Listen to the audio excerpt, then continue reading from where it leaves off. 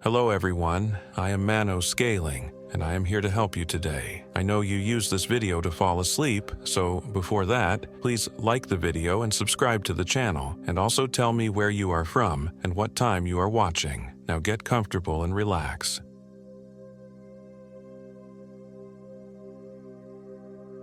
My name is Michael Williams and I am 34 years old. This happened in the remote depths of Patchogue State Forest, Connecticut, near the abandoned settlement of Hell Hollow, a place that earned its name long before my friends and I ever set foot there. It was supposed to be a simple weekend camping trip. 3 guys from the marketing firm where I work, trying to disconnect from our soul-crushing corporate lives for 72 hours. Ryan Nelson, our eternally optimistic team leader, had suggested we explore the untouched wilderness of southeastern Connecticut.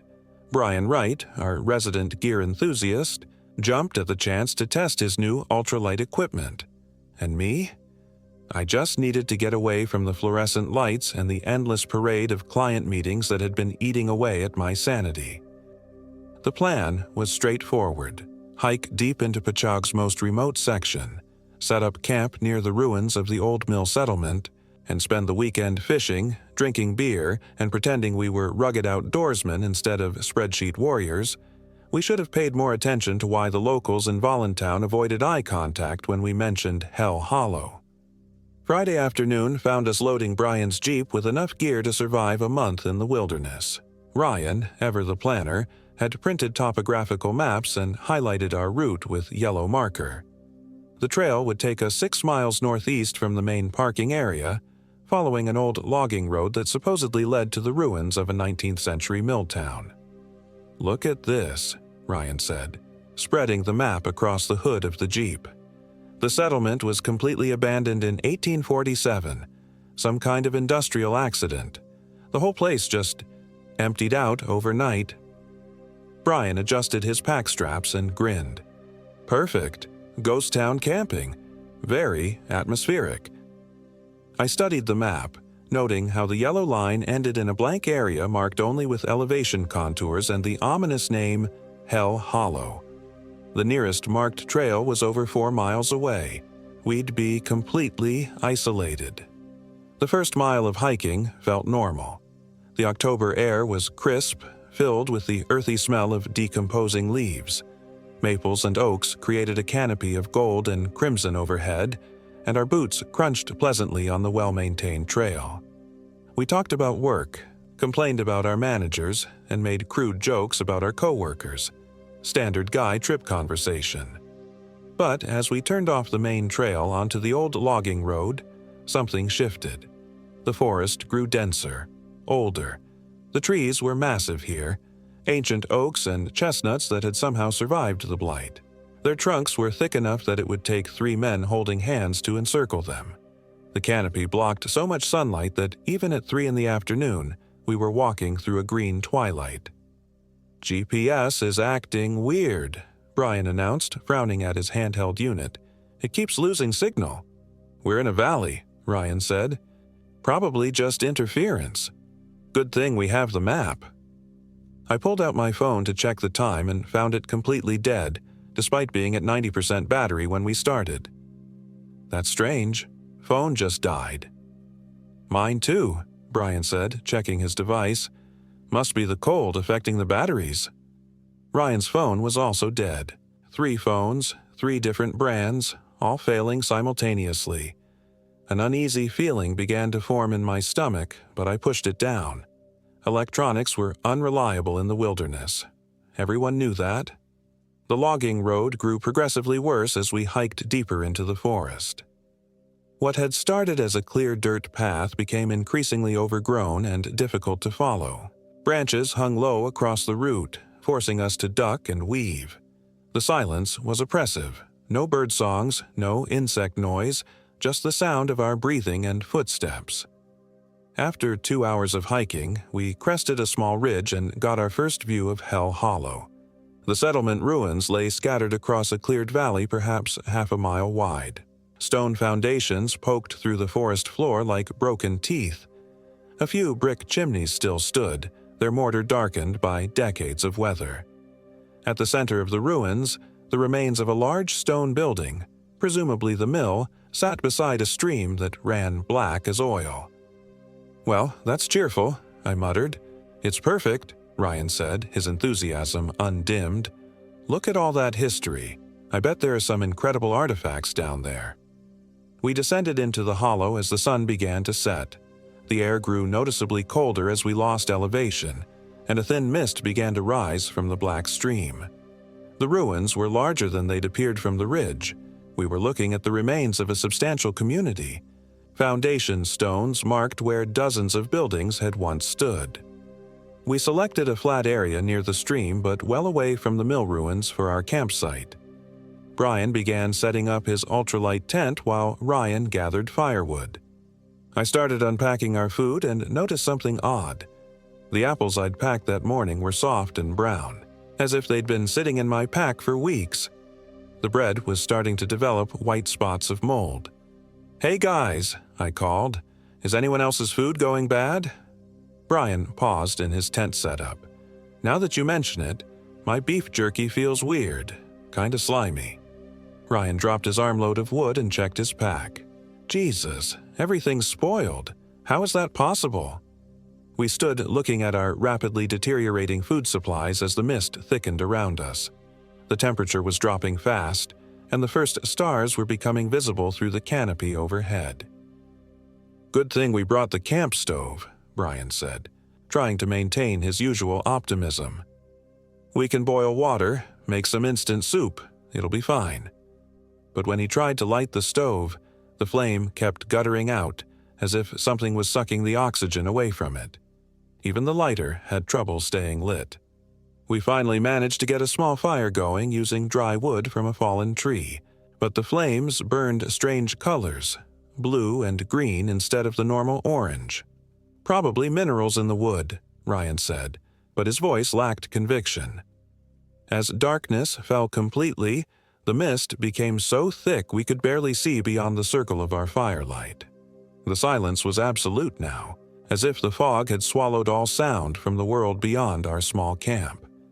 We sat around the eerie, multicolored flames, eating stale crackers and trying to pretend everything was normal. That's when we heard the singing. It started soft, almost below the threshold of hearing. A woman's voice humming a melody that seemed to come from everywhere and nowhere at once. The tune was hauntingly beautiful but completely unfamiliar, rising and falling in minor keys that made my skin crawl. "Do you guys hear that?" I whispered. Brian nodded slowly. "Where's it coming from?" The singing grew louder, and now we could make out words, though in no language I recognized. The voice seemed to be moving, circling our camp just beyond the reach of the firelight. Ryan grabbed a flashlight and clicked it on, but the beam seemed to be absorbed by the mist after only a few feet. "Hello," Ryan called out. "Is someone there?" The singing stopped abruptly, leaving us in complete silence. Then came the sound of footsteps, slow, deliberate, circling us. But they weren't normal footsteps. They made a wet, squelching sound like someone walking through thick mud, even though the ground around our camp was dry. "This is fucked," Brian whispered. "We should leave, right now." "And go where?" I asked. "We can't see 10 feet in this fog. We'd get lost in 5 minutes." The footsteps stopped directly behind me. I could feel a presence there, something cold and patient. The hair on the back of my neck stood up, and my body tensed with the primitive urge to run. But I forced myself to remain still, every instinct screaming that sudden movement would trigger something terrible. "Don't turn around," Ryan whispered, his voice barely audible. "I can see something behind you, but... God, Mike, don't turn around." The presence remained there for what felt like hours but was probably only minutes. Then the footsteps resumed, moving away from our camp toward the mill ruins. As the sound faded, the oppressive feeling lifted slightly and we were able to breathe again. "What did you see?" I asked Ryan once I was sure whatever it was had gone. Ryan's face was pale in the firelight. A woman, but not right. She was too tall and her limbs were too long, and her face... He shuddered. Her face was just shadows. No features, just darkness. We spent the rest of the night huddled around the fire, taking turns keeping watch. None of us slept. The singing returned twice more during the long hours before dawn, sometimes distant, sometimes close enough that it felt like the singer was breathing on our necks. But we never saw the source again. When the sun finally rose, the mist cleared enough for us to see our surroundings. The ruins looked different in daylight, older somehow, more weathered. And there were footprints in the soft earth around our camp, but they weren't human. They were too large, with impossibly long toes that ended in what looked like claws. "We're leaving," Brian announced, already starting to pack his gear. "Right fucking now." But when we consulted the map and tried to orient ourselves, we discovered a problem. The logging road we'd followed into the hollow was gone, not overgrown. Gone. Where it should have been, there was only unbroken forest. According to our map, we were standing in the middle of a clearly marked trail, but the reality was a solid wall of trees that looked like they'd been growing there for centuries. "This is impossible," Ryan said, turning the map in different directions. "The road has to be here." We spent the morning searching for any sign of the route we'd taken the day before. We found nothing. It was as if the forest had rearranged itself during the night, closing off our escape route. GPS was still dead, the phones were still dead, and now our carefully plotted trail had simply vanished. "Okay," I said, trying to stay calm. "We'll find another way out. There have to be other trails." But there weren't. We spent the entire day hiking and expanding circles around the hollow, looking for any path that might lead back to civilization. The forest seemed endless in every direction. The same ancient trees, the same oppressive silence, the same sense that we were being watched by unseen eyes. As the sun began to set again, we were forced to return to our campsite in the ruins. We had no choice. Without a clear route out of the hollow, trying to navigate in the dark would be suicide. "This is just a temporary setback," Ryan insisted as we rebuilt our fire. "Tomorrow, we'll find a way out. People don't just disappear in Connecticut state forests." But our second night was worse than the first. The singing started earlier, and now there were multiple voices, a whole chorus of women humming that haunting melody. The sounds seemed to come from the mill ruins, and occasionally we could see flickering lights moving among the broken stones. Around midnight, Brian announced he needed to take a leak and walked away from the fire toward a cluster of trees. He should have been back in 2 minutes. After 10 minutes, Ryan and I began calling his name. After 20 minutes, we grabbed flashlights and went looking for him. We found him standing perfectly still in a small clearing about 50 yards from camp. His back was to us, and he didn't respond when we called his name. As we got closer, I noticed something wrong with the way he was standing. Too straight, too rigid, like a mannequin. "Brian," Ryan called softly. "You okay, man?" Brian turned around and my blood turned to ice. It was his face, but wrong. His smile was too wide, stretching from ear to ear in a way that human facial muscles shouldn't allow. His eyes were completely black, no whites visible. And when he spoke, his voice had a hollow, echoing quality that seemed to come from somewhere deep underground. "Everything's fine," he said in that terrible voice. "Everything's perfect here in the hollow. We should stay. Forever." Ryan and I backed away slowly. Whatever was standing in front of us, it wasn't Brian anymore. Not really. "Where's Brian?" I whispered. "What did you do with him?" The thing wearing Brian's face tilted its head at an impossible angle. Brian wanted to stay. He's part of the settlement now, part of the family. It gestured toward the mill ruins. "There's room for all of you. The women are lonely. They've been waiting so long for new companions." I grabbed Ryan's arm and we ran. Behind us, I could hear the Brian thing laughing, a sound like grinding stone mixed with screaming wind.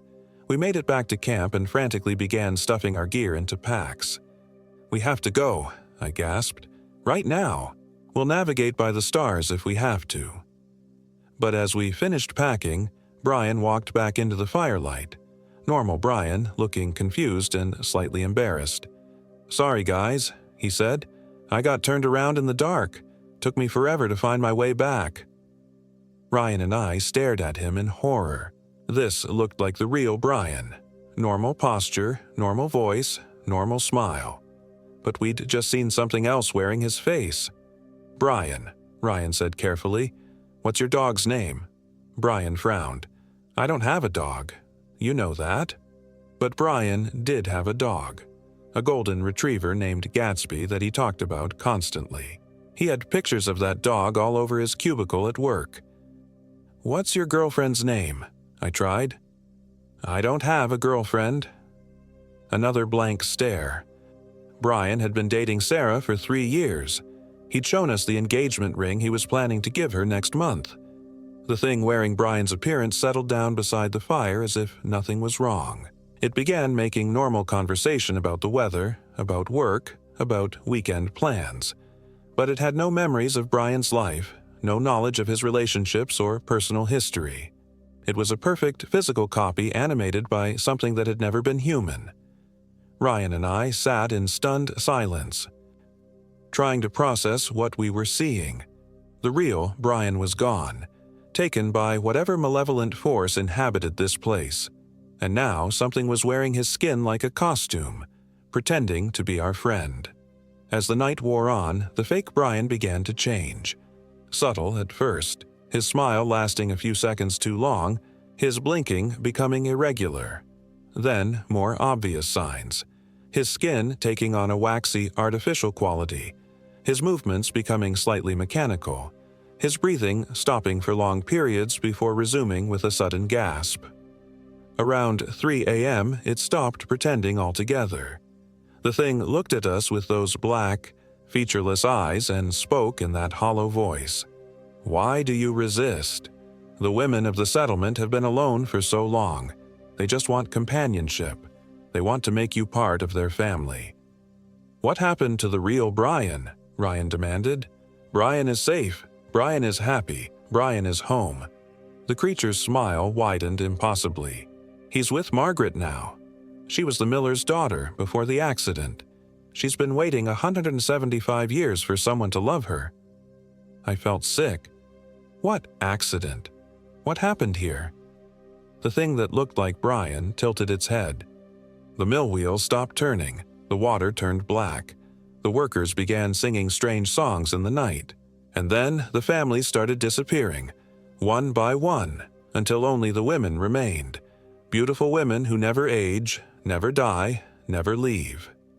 "You're talking about ghosts," Ryan said. "Not ghosts.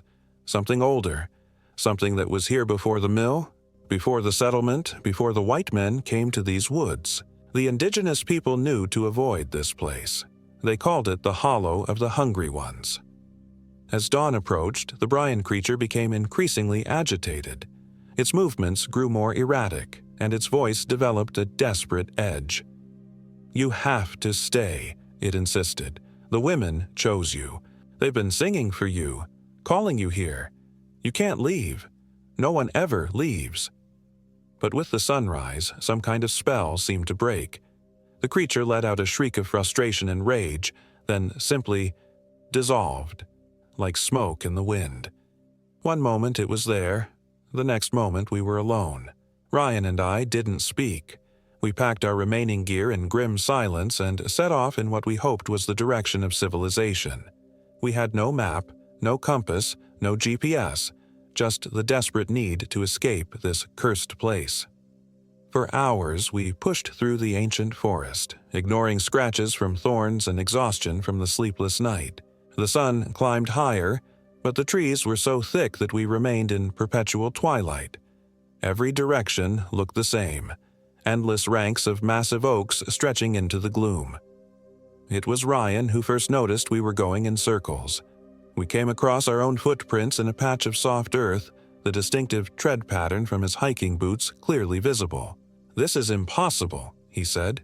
"We've been walking in a straight line." But the evidence was undeniable. We'd somehow curved back on ourselves without realizing it. Worse, when we tried to backtrack and find where we'd gone wrong, we discovered that our footprints simply ended, as if we'd materialized out of thin air in that exact spot. The forest is playing with us, I realized. It's not letting us leave." We tried again, using the sun as a compass and marking trees with Ryan's knife to track our progress. But every path led us back to the same spot. Every direction became a circle. Every escape route folded back on itself. The hollow was a trap, and we were caught in it. By afternoon, we were forced to admit defeat. Exhausted, dehydrated, and completely lost, we made our way back to the ruins. Our campsite was exactly as we'd left it, down to the cold ashes of our fire. But Brian's pack was gone, along with every trace that he'd ever been there. That evening, as we sat around a new fire, Ryan made a confession. "I lied about the research," he said quietly. "I knew about Hell Hollow before we came here. I found stories online, forum posts from hikers who disappeared. The State Forest Service has been covering it up for decades." I stared at him in disbelief. "You brought us here on purpose? I thought it was just urban legend bullshit. Ghost stories to scare tourists. I wanted to debunk it, maybe make a documentary or write a book." His voice cracked. "I never thought, God, Mike, I killed Brian. This is my fault." Before I could respond, the singing started again. But now I could understand the words, as if some barrier in my mind had dissolved. They were singing about loneliness, about waiting, about the desperate hunger for companionship that had sustained them through the centuries. "Come to us," they sang. "Join our family. End our solitude. End yours." Figures began to emerge from the mist around the mill ruins. Women in tattered dresses that might have been white once, their faces pale as moonlight, their eyes deep wells of sorrow and need. They moved with unearthly grace, floating rather than walking, their feet never quite touching the ground. At their head was a tall woman in a wedding dress so old it had yellowed to the color of bone. She was beautiful in the way that deadly things often are, perfect features marred only by the black tears that streamed constantly down her cheeks. "I am Margaret," she said, her voice carrying easily across the hollow. "Brian came to me willingly. He understood our need, our loneliness. He chose to stay." "Where is he?" I demanded. "What did you do to him?" Margaret smiled sadly and gestured toward the mill ruins. "He is with us, as he will always be." In the shadows behind her, I could see more figures. Men in clothing from different eras, some in Revolutionary War uniforms, others in Victorian suits, a few in modern hiking gear. All of them had the same glazed, empty expression. All of them had the same black, weeping eyes. "You see," Margaret continued, "loneliness is a powerful force. It draws us together across the boundaries of life and death. Your friend understood this. He felt our pain and chose to ease it." "He didn't choose anything," Ryan spat. "You took him. You're holding him prisoner." "Are we?" Margaret's expression remained serene. "Look closer." Among the male figures, I spotted Brian. He looked exactly as he had in life, except for those terrible black eyes. When he saw us, he smiled and waved as if greeting old friends at a casual social gathering. "I'm happy here," he called out. "They love me. They need me. It's better than the office, better than the anxiety, better than wondering if I'll ever find someone who actually cares about me." I felt a chill that had nothing to do with the October air. Brian had always been the most isolated of our group, despite his outward confidence. He'd been struggling with depression since his last relationship ended, though he'd tried to hide it behind jokes and excessive gear purchasing. "You fed on his loneliness," I realized. "You found his weakness and exploited it." "We didn't feed," Margaret said gently. "We shared. We offered him what he needed most. Unconditional love, eternal companionship, a place where he would never be alone again." The other spirits began to move closer, surrounding our small fire. Up close, I could see the pain in their faces, the desperate need that had bound them to this place. They weren't malevolent, I realized. They were suffering. "How long have you been here?" Ryan asked. "Since the mill closed," Margaret replied. "Since the accident that turned the water black and killed most of the men. those of us who survived. We couldn't bear to leave. This was our home, our life, so we stayed and slowly forgot how to leave. You could have moved on, I said, found peace. Peace? Margaret laughed bitterly. There is no peace in dying alone, no peace in being forgotten. Here, we remember each other. Here, we are family. The spirits were close enough to touch now, their cold presence making the fire flames dance wildly. I could smell them, not decay, but something worse. The smell of dreams turned sour, of love grown desperate and possessive. You have to let us go, Ryan said. We don't belong here. Don't you? Margaret studied us with ancient eyes.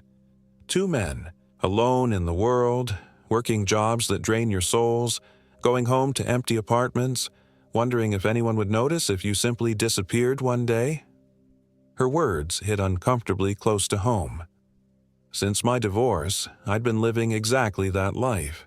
Work, home, sleep, repeat. No real connections, no meaningful relationships. Just the slow grind of existence. We're not like you, I insisted, but my voice lacked conviction.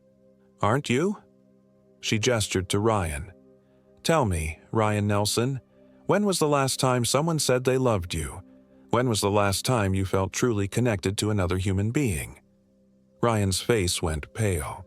I knew his history, a string of failed relationships, parents who'd disowned him for being gay, co-workers who saw him as a convenient scapegoat for office politics. The loneliness follows you everywhere, Margaret continued, her voice hypnotic. But here, it ends.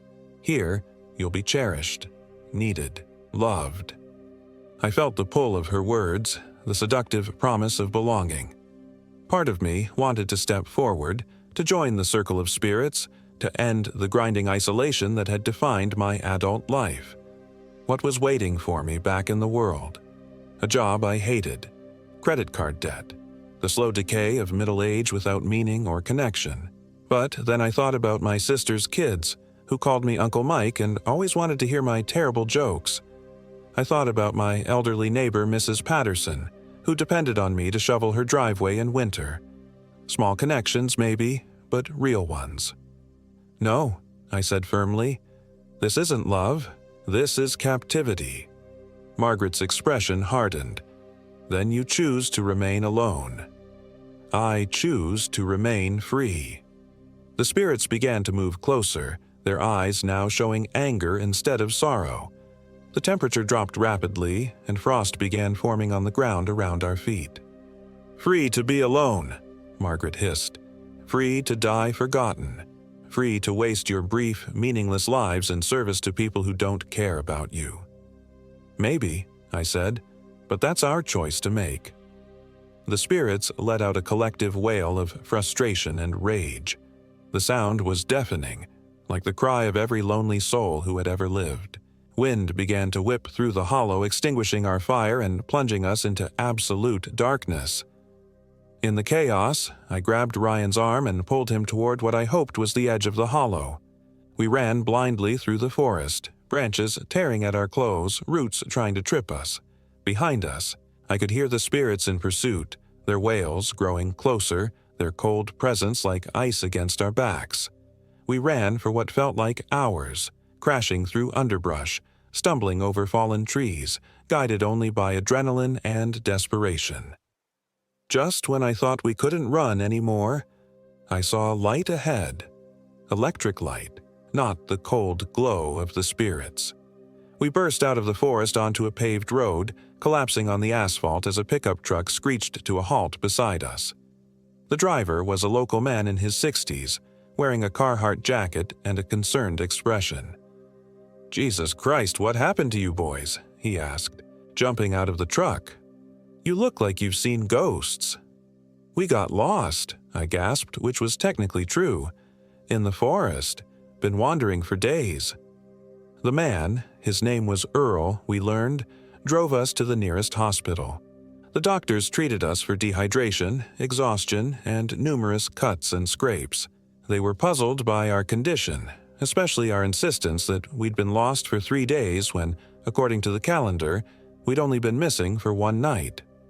The police took our statement about Brian's disappearance and organized a search of Patchogue State Forest. They found our abandoned campsite near Hell Hollow, but no sign of Brian. The search continued for weeks, eventually expanding to neighboring states. As far as the authorities were concerned, Brian Wright had simply vanished without a trace. Ryan and I never spoke about what really happened. How could we? Who would believe us? Instead, we told the same story to every investigator. Brian had wandered off in the fog and never returned. We'd spent days searching for him before finally finding our way out of the forest. Ryan quit his job and moved to California within a month. We exchanged a few texts after that, but gradually lost touch. Some experiences are too big to share, too strange to discuss, even with the only other person who witnessed them. I went back to my life, but everything was different. The isolation that had once seemed normal now felt like a luxury, a choice rather than a burden. I started calling my sister more often, volunteering at the local animal shelter, making an effort to connect with my neighbors. Small things, but real. Sometimes, late at night, I still hear that haunting melody in my dreams. I wake up wondering if Brian is truly happy in his eternal prison, if the spirits have found the peace they sought, if somewhere in the depths of Hell Hollow, Margaret is still waiting for lonely souls to complete her twisted family. I've driven past the entrance to Patchogue State Forest dozens of times since that weekend, but I've never gone back. Some places are meant to be left alone, and some hungers are too dangerous to feed. The truth is, loneliness is a kind of hunger. And in Hell Hollow, Connecticut, that hunger has teeth. But I also learned something else that weekend. Connection is a choice. Every day we decide whether to reach out or withdraw, whether to risk vulnerability or retreat into isolation. The spirits in Hell Hollow had forgotten how to make that choice. They'd let their hunger consume them, transform them into something that could only take, never give. I refuse to make the same mistake. Even now, 5 years later, I sometimes catch myself staring into dark windows at night, wondering about the people behind them. Are they lonely? Are they struggling? Are they slowly being consumed by the same hunger that trapped those spirits in Hell Hollow? When I have those thoughts, I make a phone call, send a text, knock on a door. Small gestures, but they matter. Because I learned something important in those Connecticut woods. The only antidote to loneliness is courage. The courage to reach out, to be vulnerable, to risk rejection in the pursuit of connection. The spirits in Hell Hollow had lost that courage centuries ago, and their fear had become their prison. I carry that lesson with me every day. And sometimes when the October wind blows through the trees and I catch a faint echo of that terrible, beautiful singing, I remember Brian's face in the firelight and I make another call, send another message, take another small step toward the light. Because in the end, we all have a choice. We can let loneliness consume us, or we can fight it one connection at a time. The spirits of Hell Hollow chose consumption. I choose connection. And maybe, just maybe, that choice is what saved my life that night in the haunted depths of Patchogue State Forest.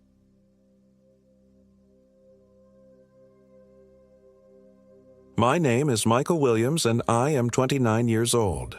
This happened in the remote wilderness of Macedonia Brook State Park in northwestern Connecticut, where the Housatonic River winds through ancient forests that locals say should never be entered after dark. The plan was simple enough, a 3-day hiking trip with my college friends to celebrate Brandon's promotion at the accounting firm. 5 of us, myself, Brandon Edwards, Kevin King, Sarah Rodriguez, and Jessica Davis. We'd been talking about this trip for months, planning to tackle the lesser-known trails that snake through the Macedonia Brook wilderness, far from the main camping areas where families pitch their colorful tents. It'll be like the old days, Brandon had said, grinning as he spread the topographical map across his kitchen table. Remember freshman year when we got lost for 6 hours in that tiny patch of woods behind campus? Sarah laughed, but I noticed how her fingers traced the contour lines nervously. This isn't exactly the same scale, Brandon. We're talking about real wilderness here. The Macedonia brook area was notorious among local hikers, not for its difficulty but for its strangeness. The old-timers in Kent would warn you about the wrong turns you could take, trails that seemed to lead somewhere but never quite got you there. They'd mention hikers who'd gone missing for days, only to emerge from completely different areas with no memory of how they'd gotten turned around. But we were cocky. We had GPS devices, emergency beacons, and enough supplies for a week. What could go wrong? The first sign that something was off came before we even reached the trailhead. Kevin's GPS kept recalculating the route, sending us down progressively narrower back roads until we found ourselves on a dirt track that our map insisted didn't exist. The trees pressed close on both sides, their branches scraping against the car windows with sounds like fingernails on glass. "Are you sure this is right?" Jessica asked from the passenger seat, her voice tight with the kind of anxiety she usually reserved for her job at the crisis center. "The GPS says we're still on track," Kevin replied, but his knuckles were white on the steering wheel. "It's just taking us a different way than I expected." When we finally reached what appeared to be a parking area, really just a widening in the dirt road, the silence was absolute. No bird songs, no insects, just the tick-tick-tick of the cooling engine and the whisper of wind through leaves that sounded almost like breathing. Sarah was the first to voice what we were all thinking. "It's too quiet." Brandon forced a laugh. "Come on, guys. It's just nature. Big, scary trees. Remember?" But even he seemed subdued as we shouldered our packs and checked our gear one final time. The trail began innocuously enough, a well-worn path marked by the occasional white blaze painted on tree trunks. But within an hour, something felt wrong. The blazes became inconsistent, sometimes white, sometimes blue, occasionally a red slash that none of our maps indicated should be there. "We should have hit the junction by now," I said, consulting my compass for the third time in 10 minutes. The needle spun lazily, never quite settling on magnetic north. Kevin stopped and pulled out his GPS device. The screen showed nothing but static snow. "Battery must be dying," he muttered, but I'd seen him check it that morning. Fully charged. As afternoon wore into evening, the wrongness intensified. The trees seemed to lean inward, creating a canopy so thick that even though it was only 6 o'clock, we were hiking through premature twilight. The temperature dropped 15 degrees in as many minutes, and our breath began to mist in the suddenly frigid air. That's when we heard the first call. "Help!" The voice was distant but clear, coming from somewhere to our left where the forest grew thick with thorny underbrush. "Please, someone help me!" We froze on the trail. Jessica gripped my arm hard enough to bruise. "That sounded like me," Brandon finished, his face pale, because it had. The voice calling for help had been Brandon's voice, exactly his tone and timbre, but Brandon was standing right next to us. "Hello," Sarah called back, her voice cracking. "Where are you?" The response came immediately. "Sarah. Oh God, Sarah, I'm hurt. I can't move." This time it was Kevin's voice coming from the darkness between the trees. Kevin, who was holding Sarah's other hand, his lips pressed together in a thin line of terror. "We need to get out of here," he whispered. "Now." But when we turned to head back down the trail, it was gone. Where the path should have been, there was only dense forest, trees packed so tightly together that we couldn't have squeezed between them even without our packs. "This is impossible," Brandon said, his voice rising toward panic. "We just came from there. The trail was right there." I pulled out my phone, desperate for any kind of signal, but the screen showed no bars and a time that made no sense. 3:47 a.m. It had been barely past 6 when we'd heard the voices. "Something is wrong with time," Jessica whispered, and I realized she was right. How long had we been standing here? Minutes? Hours? The light hadn't changed, suspended in that eerie pre-darkness that never quite became night. We had no choice but to push forward, following what we hoped was still a trail, though the white blazes had disappeared entirely. The forest around us had taken on a different quality. The trees were wrong somehow. Their bark too smooth, their branches reaching toward us with an intentionality that made my skin crawl. By the time we found a small clearing where we could set up camp, we were all exhausted and thoroughly spooked. Brandon tried to start a fire with his usual competence, but the flames kept guttering out despite the lack of wind. When he finally got it lit, the fire burned an unsettling blue-green color that cast weird shadows on our faces. "I've never seen fire burn like that," Sarah said, backing away from the flames. "Could be mineral deposits in the wood," Kevin suggested, but his voice lacked conviction. We ate a cold dinner and tried to rationalize what had happened. Gas leaks could cause hallucinations. Maybe there was an old mine nearby, leaking methane or carbon monoxide. The GPS malfunctions could be explained by magnetic anomalies or solar flares. We grasped at any explanation that didn't involve admitting we were completely lost in a forest that seemed actively hostile to our presence. But as night fell, or rather, as the perpetual twilight finally deepened into true darkness, the voices returned. This time, they were closer. "Michael!" My own voice called from just beyond the reach of our sickly firelight. "Michael, come here. I need to show you something." The hair on my arm stood up. I looked around our small circle and confirmed that everyone was accounted for. Brandon sat poking the fire with a stick, Kevin was checking his pack for the dozenth time, and both women were huddled together near the edge of our clearing. "Don't answer it," Sarah whispered. "Whatever you do, don't answer." But the voice came again, more insistent. "Michael, why won't you help me? I'm scared, Michael. I'm lost and I'm scared." It was perfect. Every inflection, every subtle accent, the way I said my R's just slightly wrong because of a childhood speech impediment I'd long since corrected. It was my voice, but I was sitting right here, my mouth firmly closed. "Jessica." Kevin's voice now, pleading and desperate. "Jessica, where did you go? I can't find you." Jessica whimpered and pressed closer to Sarah. "I'm right here," she called back, then immediately clapped her hands over her mouth as if afraid she'd made a terrible mistake. The response was immediate and horrifying. "No, you're not. You left me. You all left me." All around our camp, our own voices began calling out. Accusations, pleas for help, sobs of abandonment and fear. It was like being surrounded by broken recordings of ourselves, each voice slightly wrong in a way that made my stomach turn. Brandon stood up suddenly, grabbing a burning branch from the fire. "Enough!" he shouted into the darkness. "Whatever you are, show yourself." The voices stopped abruptly, leaving us in a silence so complete that our breathing sounded thunderous. Then, slowly, something began to move in the tree line.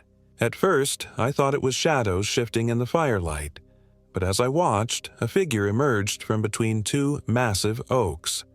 It was Brandon, or something wearing Brandon's face. The thing walked with his confident stride, wore his clothes, even had the small scar on his chin from a childhood bike accident. But its eyes were wrong. They reflected the firelight like an animal's, and when it smiled, there were too many teeth.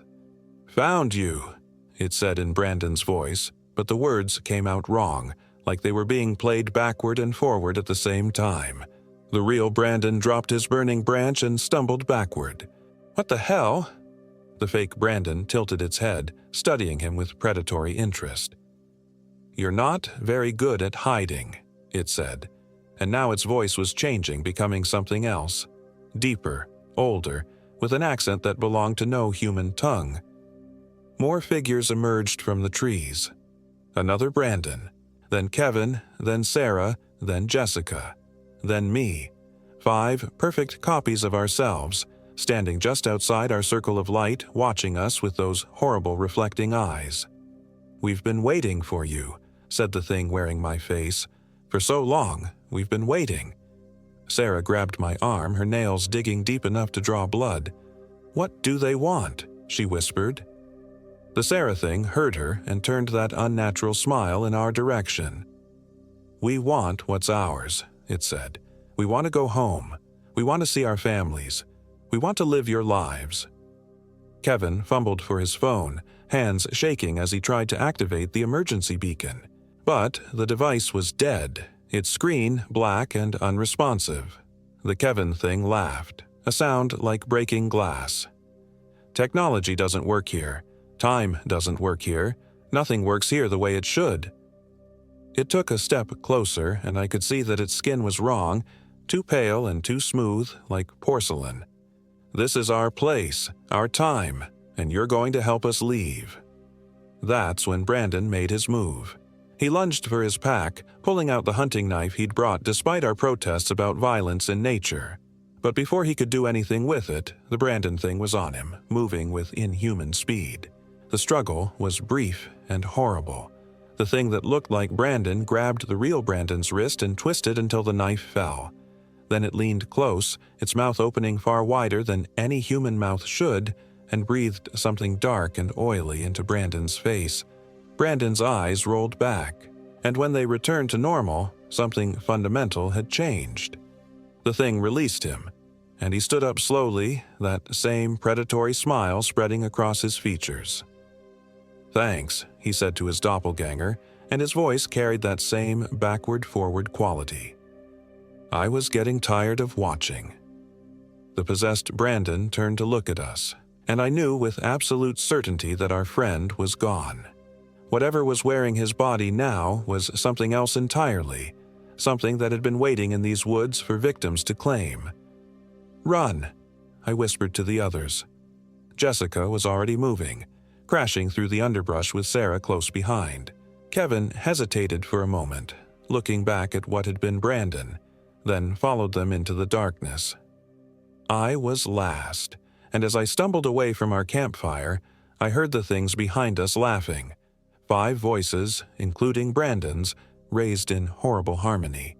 The chase through the forest was a nightmare of thorns and grasping branches, stumbled footsteps, and panicked breathing.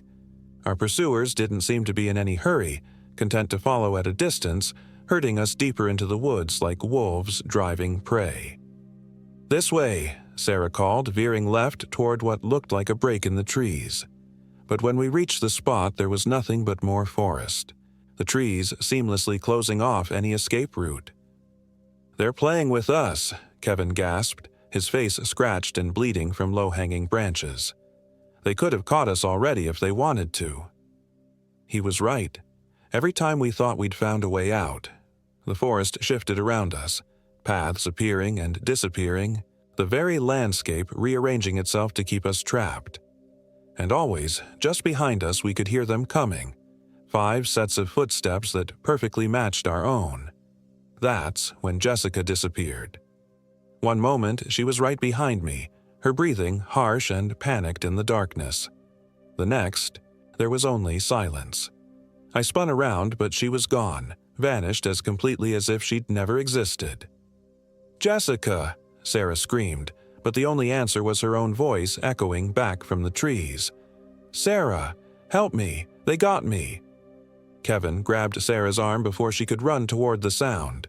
"It's not her," he whispered. "It's them." But Sarah was beyond rational thought. She broke free from Kevin's grip and plunged into the darkness, following the false voice of her friend. Her screams cut off abruptly, leaving Kevin and me alone in the hostile forest. "We have to keep moving," I said, though every instinct told me it was hopeless. The things in the woods had us exactly where they wanted us. Kevin nodded grimly, and we pressed on through the undergrowth. But it was only a matter of time. The forest seemed to be growing smaller around us, the trees pressing closer with each step, and always, behind us, we could hear them coming. When we stumbled into another clearing, or perhaps the same clearing, it was impossible to tell, we found Jessica waiting for us. She sat by a small fire, perfectly composed, no scratches on her face despite her flight through the thorns. She looked up as we approached, and her smile was radiant. "There you are," she said, her voice bright and cheerful. I was starting to worry. Kevin raised a shaking hand to point at her. "You're not Jessica." Her smile never wavered. Of course I am. Who else would I be? But I could see what Kevin had noticed. Her eyes were wrong, reflecting the firelight with that familiar predatory gleam. And when she moved, it was with fluid grace that belonged to something that had never been entirely human. "Where is she?" I demanded. "What did you do with Jessica?" The thing wearing Jessica's face tilted its head, considering the question.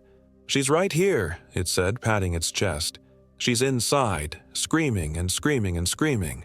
Would you like to hear?" Jessica's scream erupted from its throat. Not a sound any human should be able to make. A shriek of pure terror and agony that went on far longer than any set of lungs could sustain. When it finally stopped, the silence was deafening. "That's what happens when we take someone," it explained conversationally. "They become part of us, forever conscious, forever aware, but never in control. Would you like to meet the others?" More figures emerged from the tree line. Sarah, moving with that same fluid grace, her eyes reflecting the firelight. Brandon, grinning with too many teeth. And now there were more. Hikers we'd never seen before, wearing the faces of victims who must have wandered into these woods years or even decades ago. "This is our place," said the thing wearing Jessica's voice. "Our hunting ground. Every few years, someone comes. Sometimes alone, sometimes in groups. They all feed us eventually." Kevin was backing toward the edge of the clearing, but there was nowhere to go. The forest behind us rustled with more movement, more shapes wearing familiar faces. "What are you?" I asked, though I wasn't sure I wanted to know the answer. "Old," said the Jessica thing. "Older than the trees, older than the bones buried beneath this earth. We are hunger given form, need made manifest. We consume identity, devour self, feast on the terror of being lost and never found." It stood up from beside the fire, and I could see that its proportions were wrong. Too tall, limbs too long, fingers that ended in points like claws. "But you've given us a gift," it continued. "Fresh faces, new identities to wear. We can leave this place now, walk among your kind. We'll visit your families, your friends. We'll live your lives better than you ever did." That's when Kevin snapped. With a wordless roar, he charged at the thing wearing Jessica's face, his hands outstretched as if he could somehow wrestle our friend back from whatever had taken her. The creature caught him effortlessly, those two long fingers wrapping around his throat. Kevin's struggles grew weaker, and I watched in horror as his eyes began to change, the light of consciousness dimming as something else took up residence behind them. When the thing released him, Kevin stood up with that same fluid grace, that same predatory smile. "Thanks," he said to the Jessica creature, and his voice carried that horrible backward-forward quality. I was getting tired of running. Now there were 7 of them surrounding me. The original 5 doppelgangers plus the possessed forms of Jessica and Kevin. And in the distance, I could hear Sarah's voice, but it was wrong now, joining the chorus of hunters rather than the hunted. 8, said the thing wearing my face, stepping forward with a smile that was almost gentle. "There will be 8 of us when we're done here. A good number, enough to do some real damage in the world outside." I looked around desperately for any means of escape, but the forest had become a cage, the trees forming an impenetrable wall around our clearing. The fire burned with those same unnatural colors, casting twisted shadows that seemed to move independently of the flames. "What's it going to be, Michael?" asked my doppelganger. "You can fight, and we'll take you anyway. Or you can accept the inevitable. Either way, you're going to help us walk out of these woods." The thing was right, of course. There was nowhere to run, no way to fight creatures that could possess my friends and wear their faces. But as I stood there, surrounded by the twisted reflections of everyone I cared about, something Brandon had said earlier came back to me. The blazes. The trail markers that had been wrong, changing from white to blue to red. What if they weren't markers at all? What if they were warnings? I thought about the local folklore, the stories the old-timers told about getting lost in these woods. They always mentioned the importance of staying on the marked trails, of following the white blazes and ignoring any others you might see. The red slashes we'd seen, what if they marked something else entirely? What if they marked the borders of this place, the boundaries between the normal world and whatever pocket of wrongness these creatures inhabited? It was a desperate theory, but it was all I had. I feinted left, then spun right, diving between two of the doppelgangers before they could react. Behind me, I heard snarls of frustration and the sound of pursuit, but I was already crashing through the underbrush following a half-remembered image of red blazes painted on tree trunks. The forest fought me every step of the way. Branches whipped at my face, roots caught my feet, and thorns tore at my clothes and skin. But I kept running, driven by pure terror and the desperate hope that I was right about the blazes. There, a flash of red paint on an oak tree, and another, 20 yards away. I followed them like breadcrumbs even as the voices of my friends called out behind me, pleading for me to stop, to come back, to accept what couldn't be changed. "Michael," Jessica's voice, perfectly normal now, full of tears and relief. "Michael, we escaped. We're okay. Come back." I almost stopped, almost turned around, because it sounded so real, so much like the Jessica I knew that for a moment I believed it might actually be her. But then I heard Kevin's voice joining hers, and Brandon's, and Sarah's, all of them calling to me, claiming they'd escaped, begging me to return to them. And I knew it was another lie, another trap. The red blazes led me up a steep slope, through a grove of ancient hemlocks whose branches blocked out what little light filtered down from above. My lungs burned, my legs screamed in protest, but I kept climbing, following the markers even when they seemed to lead nowhere. And then, suddenly, I broke through. I stumbled out of the tree line onto a familiar dirt road, gasping and bleeding, my clothes torn to rags. Behind me, the forest was silent. No sounds of pursuit, no voices calling my name. It was as if the things hunting me had simply vanished. But when I turned to look back, I could see them standing just inside the tree line, 7 figures wearing the faces of my friends. They didn't follow me onto the road, just watched with those horrible reflecting eyes as I stumbled away from their domain. The walk back to our car took hours. My phone had somehow regained signal, though it showed a date 3 days later than when we'd entered the woods. The rescue crews had already been called, search teams combing the area for 5 missing hikers. I told them I'd gotten separated from the group, that I'd been wandering lost for days. They found our campsite, or a campsite, anyway, with all of our gear still there, including the packs that Kevin and the others had been carrying when they disappeared. But they never found bodies. The search went on for weeks, then months, but Kevin King, Sarah Rodriguez, Jessica Davis, and Brandon Edwards had simply vanished without a trace. The official explanation was that they'd gotten lost and died of exposure somewhere in the vast wilderness of northwestern Connecticut. Wild animals had probably scattered their remains. It happens more often than people think. I never told anyone what really happened. Who would believe me?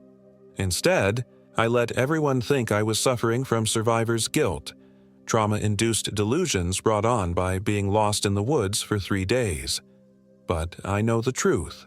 And sometimes, late at night, I think about those things wearing my friends' faces, walking around somewhere in the world, living lives that were never meant to be theirs. I've thought about going back to those woods, about trying to find them again. But I know better. The Macedonia brook wilderness keeps its secrets, and some boundaries should never be crossed twice. The red blazes warned me once. I won't ignore them again. Sometimes I get phone calls from numbers I don't recognize. When I answer, there's silence on the other end, or breathing, or occasionally a voice that sounds almost but not quite like one of my lost friends.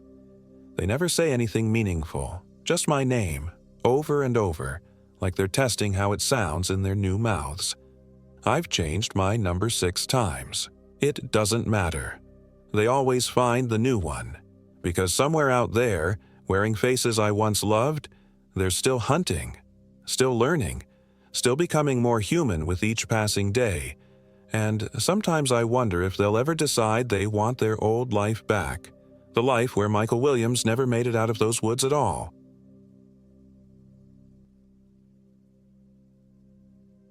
My name is David Jones, and I am 28 years old. This happened in October of last year in the Patchogue State Forest of southeastern Connecticut, near the Rhode Island border. I'm telling you this story because I need someone else to know what really happened out there, even though I know you probably won't believe me. I wouldn't believe it either if I hadn't lived through it. The forest had always been a sanctuary for me. Growing up in Hartford, I'd escape to the wilderness whenever city life became suffocating. After my divorce finalized that summer, I needed the peace more than ever. That's why when my old college friends Michael Williams and his sister Jennifer suggested a 4-day camping trip to celebrate my newfound freedom, I jumped at the chance. Sarah Rodriguez, Jennifer's roommate from nursing school, rounded out our group of 4. We chose the most remote section of Patchogue State Forest we could find, a backcountry area near Hell Hollow Brook, where the old stone foundations from abandoned 19th century settlements still dotted the landscape like broken teeth. The ranger station warned us about the recent bear activity, but we were experienced campers. We had bear canisters, proper food storage, and enough collective outdoor experience to handle whatever the Connecticut wilderness could throw at us. I should have paid more attention to the ranger's expression when he marked our intended route on the map. There was something in his eyes, a flicker of unease that went beyond standard wildlife warnings. But I was too focused on escape, on putting distance between myself and the suffocating memories of my failed marriage. The first day's hike took us deep into the forest, following old logging roads that gradually gave way to game trails barely visible beneath the carpet of fallen leaves. The October air was crisp, carrying the sweet decay of autumn and the distant promise of winter. Ancient oaks and maples towered overhead, their branches forming a cathedral ceiling of gold and crimson that filtered the afternoon sunlight into dancing patterns on the forest floor. Michael, ever the optimist, kept our spirits high with terrible jokes and stories from his job as an insurance adjuster. Jennifer, a kindergarten teacher with an infectious laugh, collected interesting leaves and mushrooms, examining them with the same wonder she brought to everything. Sarah, typically quiet but observant, served as our unofficial navigator, her nursing background making her naturally cautious about potential hazards. We made camp in a small clearing beside Hell Hollow Brook, where the sound of running water promised to mask any noise from our campfire and conversation. The site felt perfect, sheltered by towering pines, with easy access to water and enough space for our 2 tents. Michael and I shared one tent, while Jennifer and Sarah took the other. That first night passed without incident. We sat around the campfire sharing stories and roasting marshmallows like kids at summer camp. The darkness beyond our small circle of light felt comfortable, familiar. I fell asleep to the gentle sound of the brook and Michael's soft snoring, feeling more relaxed than I had in months. The second day, we planned to explore the abandoned settlement ruins deeper in the forest. According to our topographic map, the remains of a small colonial village lay about 3 miles northeast of our camp, accessible by following Hell Hollow Brook upstream to where it split around a rocky outcropping known locally as Devil's Backbone. We set out after breakfast, following the brook as it meandered through increasingly dense forest. The trees seemed to press closer together the farther we walked, their branches intertwining overhead until only scattered patches of sky remained visible. The cheerful autumn colors of the previous day gave way to darker hues, deep browns and murky greens that seemed to absorb rather than reflect the pale morning light. Sarah noticed it first. "Does anyone else feel like we're walking in circles?" she asked, checking her GPS for the 3rd time in 20 minutes. I looked at my own device. The screen flickered, showing our position jumping erratically across the map before going blank entirely. "Mine's dead," I said, though I'd charged it fully the night before. Michael laughed it off. "Technology fails, but the wilderness endures. We've got the brook to follow back, and we all know how to read a compass." He pulled out his backup GPS unit, only to find it displaying the same erratic behavior before shutting down completely. Jennifer's phone was dead too, despite showing a full charge that morning. Only Sarah's ancient flip phone retained any power, but it displayed no service in areas where we'd had full bars the day before. We pressed on, following the brook upstream. The sound of running water, which had been so soothing the night before, began to take on an odd quality. Instead of the gentle babbling we'd enjoyed, the brook seemed to whisper, syllables that almost formed words in a language I didn't recognize. "Did you guys hear that?" Jennifer asked, stopping suddenly. We all paused, listening. The brook continued its strange murmuring, but now I could swear I heard something else. A distant sound like wind chimes or children laughing, so faint it might have been imagination. "Probably just the water hitting rocks in a weird way," Michael said, but his usual confidence seemed forced. The ruins, when we finally found them, were more extensive than we'd expected. Crumbling stone foundations outlined where houses, a mill, and what might have been a small church once stood. Gnarled apple trees, descendants of long-dead orchards, still produced fruit that hung black and rotting on twisted branches. The air here felt different, thicker somehow, with an almost metallic taste that coated the back of my throat. Sarah, ever practical, suggested we eat lunch here before exploring further. We sat on the remains of what had been someone's front steps, sharing sandwiches and trail mix while Jennifer photographed the ruins with her old film camera, the only piece of our technology that still functioned normally. "This place gives me the creeps," she admitted, snapping pictures of the mill foundation. "Look at these stones. Some of them have marks that look almost like—" "Like what?" Michael asked. Jennifer moved closer to examine the largest foundation stone. Carved into its surface were symbols I didn't recognize. Not quite letters, not quite pictures, but something in between. They appeared to have been chiseled deep into the rock with crude tools, leaving jagged edges that had somehow resisted centuries of weathering. "Probably just old survey marks or property boundaries," I said, but even as the words left my mouth, I didn't believe them. The symbols felt purposeful, meaningful in a way that made my skin crawl. We finished lunch quickly and began exploring the other ruins. Each foundation told a story of sudden abandonment. Cooking implements left to rust, pieces of pottery scattered as if dropped in haste, children's toys carved from wood that had somehow survived the decades. Whatever had driven these people from their homes, they hadn't had time to pack. As we examined the church foundation, Sarah called out from near the mill, "You guys need to see this." We found her standing at the edge of what had once been the mill pond, now just a depression filled with stagnant water and rotting leaves. But it wasn't the pond that had caught her attention. It was the tree growing from its center. The tree was massive, easily 10 feet in diameter, with bark so dark it seemed to absorb light.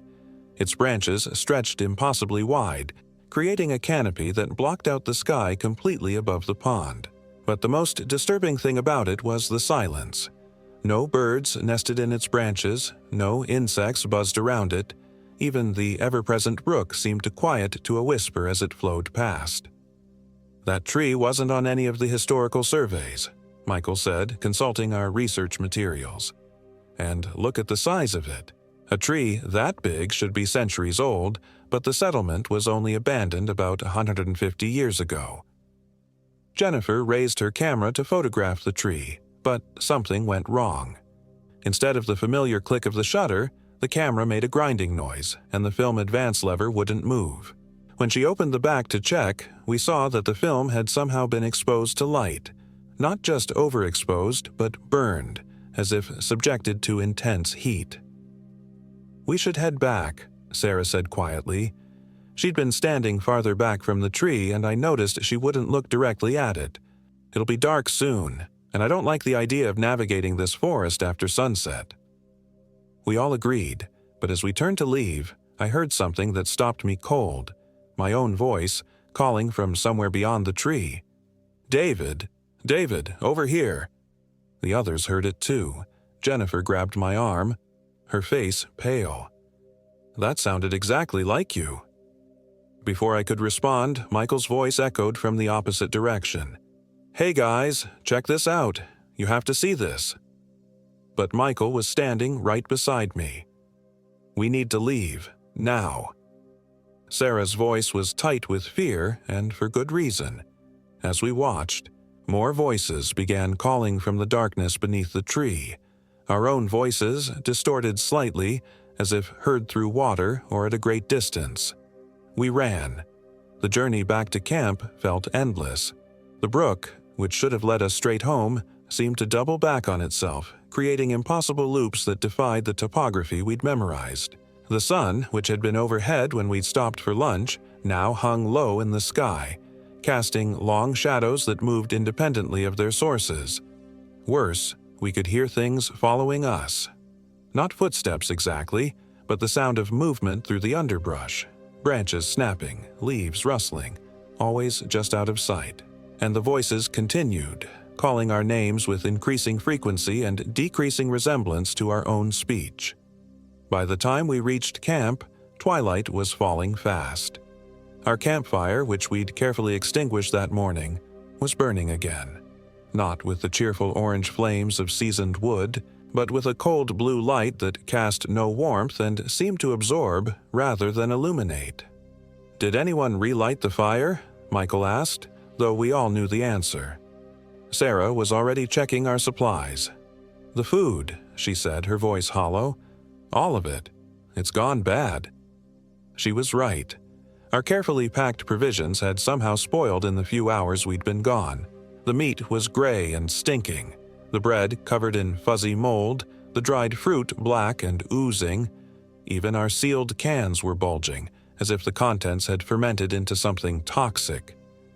"This is impossible," Jennifer whispered. "We just opened this stuff yesterday." I was examining our water filtration system when I noticed something that made my blood run cold. The clear reservoir, which had contained crystal-clear brook water that morning, was now filled with a thick, dark liquid that moved sluggishly when I tilted the container. It smelled like copper and decay. Michael tried his radio, hoping to reach the ranger station, but only static emerged from the speaker. Static that, if you listened carefully, almost sounded like whispered conversations in that same unknown language we'd heard at the brook. "We're hiking out," I decided. "Tonight. Pack light, just the essentials." "In the dark?" Jennifer asked. "David, we could get lost. We're already lost," Sarah interrupted quietly. She was staring at her compass, which was spinning slowly, unable to find magnetic north. "Look at this. Look at all of our compasses." She was right. Every compass we had was behaving the same way, the needles rotating in slow, hypnotic circles as if magnetism itself had become confused. As we hastily packed our most essential gear, the sounds from the forest grew louder. No longer content to remain hidden, whatever was out there began moving closer to our camp. I caught glimpses of movement in my peripheral vision, shapes that might have been human, but wrong somehow. Too tall or too thin or moving in ways that defied anatomy. Then Jennifer screamed. I spun around to see her pointing at the tree line beyond our camp. A figure stood there, tall, impossibly thin, with arms that hung to its knees and a face that was almost human but stretched and elongated like putty. It stood completely still, just watching us, its mouth open in what might have been a smile or might have been a hungry leer. "Don't look at it directly," Sarah whispered urgently. "I've heard stories, indigenous legends about things that live in places like this. If you look directly at them, they can—" She never finished the sentence because that's when Michael started walking toward the creature. "Michael, no!" I shouted, but he didn't respond. He moved with the jerky, unnatural gait of a marionette, his eyes fixed on the thing at the edge of our camp. When he was about 10 feet away from it, the creature's mouth opened wider, revealing rows of teeth that weren't quite right. Too sharp, too numerous, arranged in spirals that hurt to look at.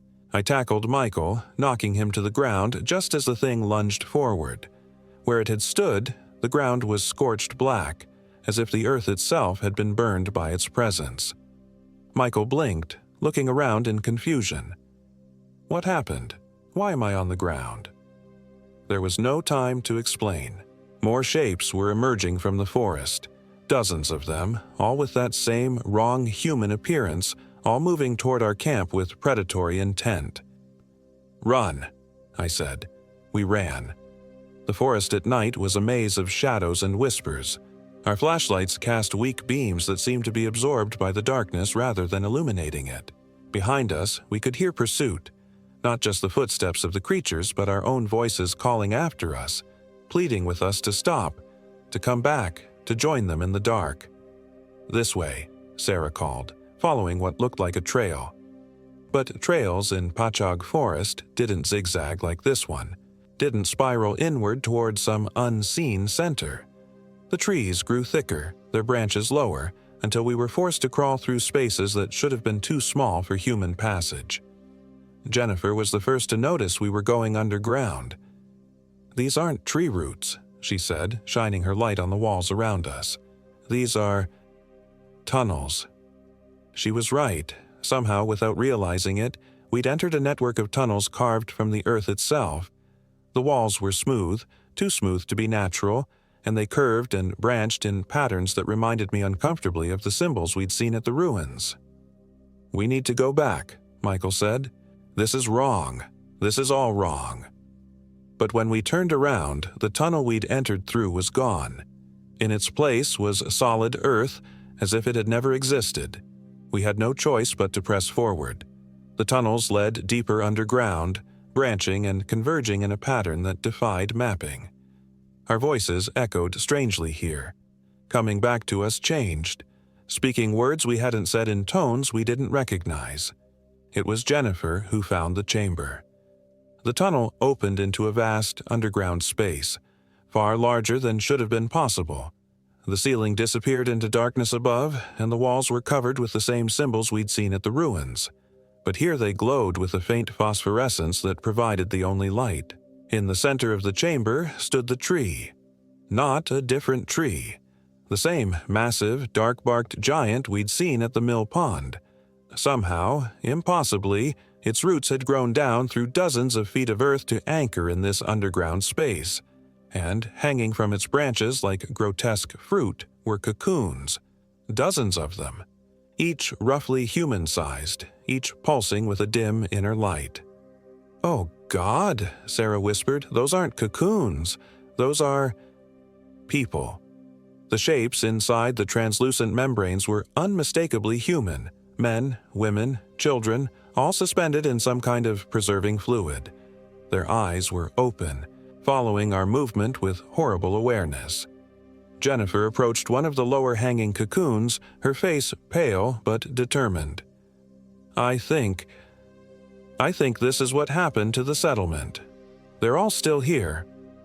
As she spoke, the cocoon began to split open. Dark fluid spilled onto the chamber floor, carrying with it the stench of decades-old decay.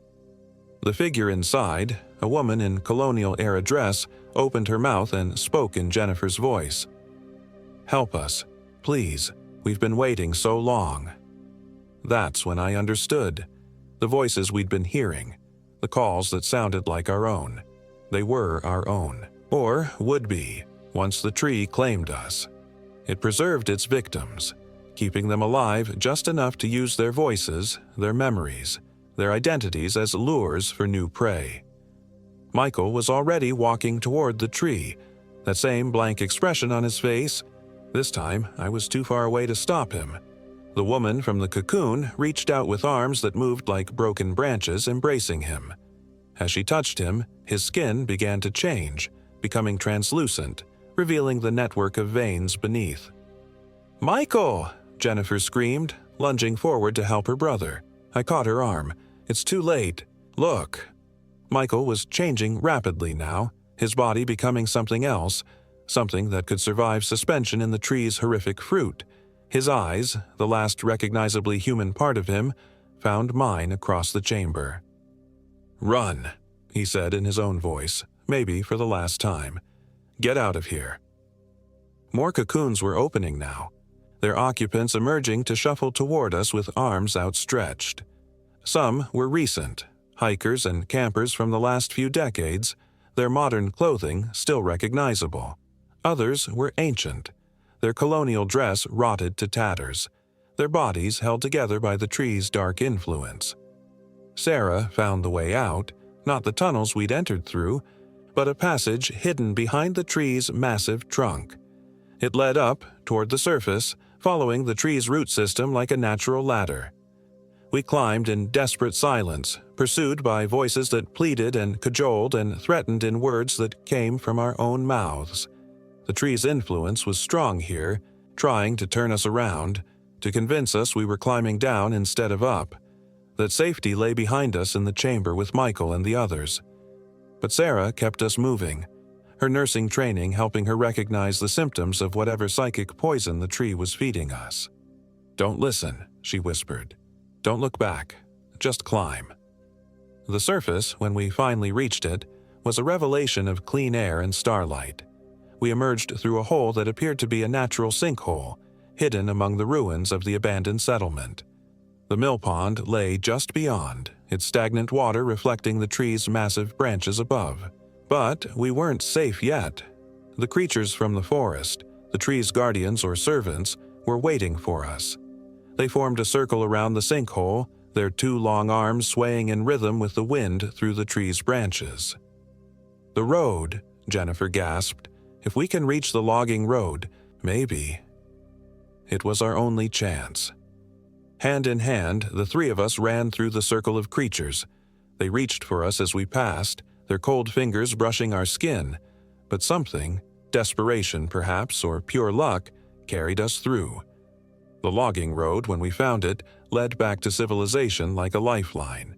We ran until we could see the lights of the ranger station in the distance, and only then did we allow ourselves to collapse, gasping and shaking, on the familiar gravel. The rangers found us there at dawn. They were kind but skeptical when we tried to explain what had happened. Michael, they said, had been reported missing by a hiker who'd found his abandoned campsite. A search team was being organized. I tried to tell them about the tree, about the chamber, about what they would really find if they went looking. But how do you explain something like that? How do you make someone believe that their carefully mapped forest contains horrors that shouldn't exist? They didn't find Michael.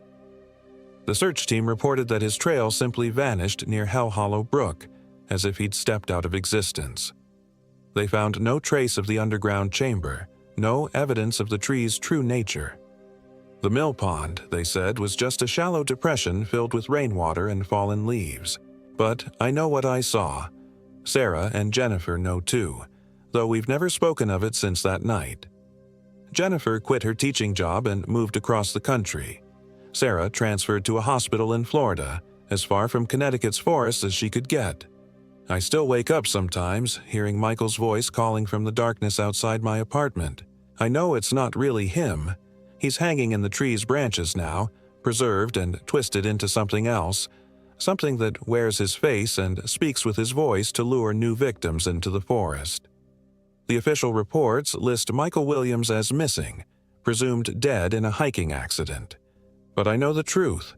He's not dead, not exactly. He's become part of something older and hungrier than human understanding, something that feeds on the isolation and desperation that draws people into Connecticut's deepest woods. I'm telling you this story because I need someone to know, someone to remember, someone to warn others. Patchogue State Forest has been temporarily closed to camping, the rangers citing dangerous wildlife activity. But it won't stay closed forever, and when it reopens, the tree will be waiting. If you ever find yourself hiking in Connecticut's wilderness, if you ever follow a brook called Hell Hollow to a place where abandoned foundations poke through the forest floor like broken bones, if you ever see a tree that's too big, too dark, too silent for the forest around it, turn around. Run. Don't listen to the voices that sound like your own. Don't trust the paths that spiral inward toward darkness. And whatever you do, don't look for Michael Williams. He's not missing anymore. He's exactly where the tree wants him to be, waiting in the dark to welcome new friends with his voice, his face, his memories of the life he used to live. The tree is patient.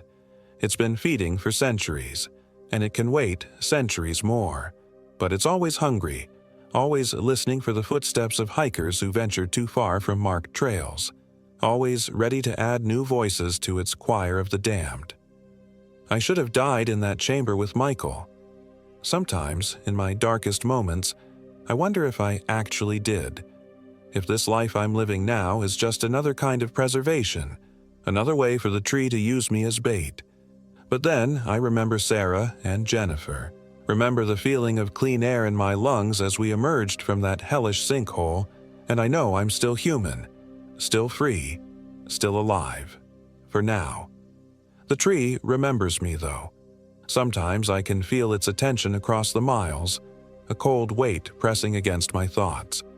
It knows I survived, knows I'm telling this story, and I think it's waiting for me to come back. Because part of me wants to.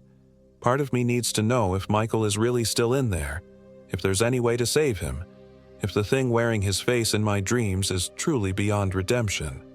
But I won't go back. I can't. Because I know that if I do, I'll never leave again.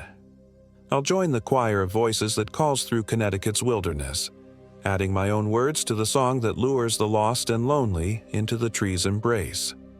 So I'm telling you this story instead, hoping that someone will listen, someone will believe, someone will remember the name Michael Williams and know why he really disappeared in the Patchogue State Forest.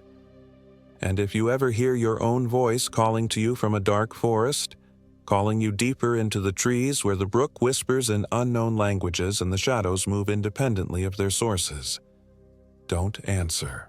Just run, and don't look back because the tree is always watching, always waiting, and it never forgets the ones who got away.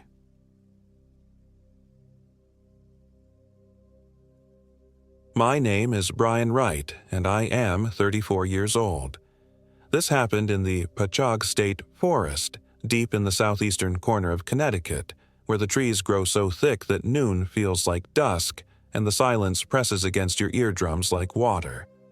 I should have listened to my gut when Mark suggested the camping trip. We'd been working together at the accounting firm for 3 years, and I'd never seen him show interest in anything beyond spreadsheets and quarterly reports. But there he was, standing by the coffee machine with that new enthusiasm in his eyes, talking about getting back to nature and disconnecting from the digital world. "Come on, Brian," he said, adjusting his wire-rimmed glasses. "When's the last time you did something spontaneous? Kevin and Tom are already in." Kevin Martinez was our IT guy, a stocky, bearded man who spent his weekends playing online games and complaining about his ex-wife. Tom Phillips worked in marketing, always trying too hard to be the office comedian. Neither seemed to like the camping type, but maybe that was the point. We were all trapped in our cubicles, suffocating in fluorescent lighting and climate-controlled air. "I don't know," I said, stirring my coffee. "I'm not really the outdoorsy type." "None of us are," Mark laughed. "That's what makes it perfect. We'll rough it for a weekend, come back with stories, maybe some perspective." The irony of those words still haunts me. 3 weeks later, we loaded up Tom's SUV with borrowed camping gear and drove 2 hours east to the Patchogue State Forest. The deeper we went into Connecticut's backwoods, the more my phone signal weakened, until it finally gave up entirely around the time we passed the last gas station in Voluntown. "Perfect," Mark said, checking his own dead phone. "Complete digital detox." The trail we chose was called Nahantic Trail, a supposedly moderate hike that would take us to a remote camping area near Chapman Falls. The ranger at the entrance, a weathered woman with suspicious eyes, had tried to discourage us. "That area's been having some problems," she said, not meeting our gaze. "Wildlife's been acting strange. Might want to consider one of the closer sites." "What kind of problems?" Kevin asked, but she just shook her head and waved us through. The first red flag should have been the silence.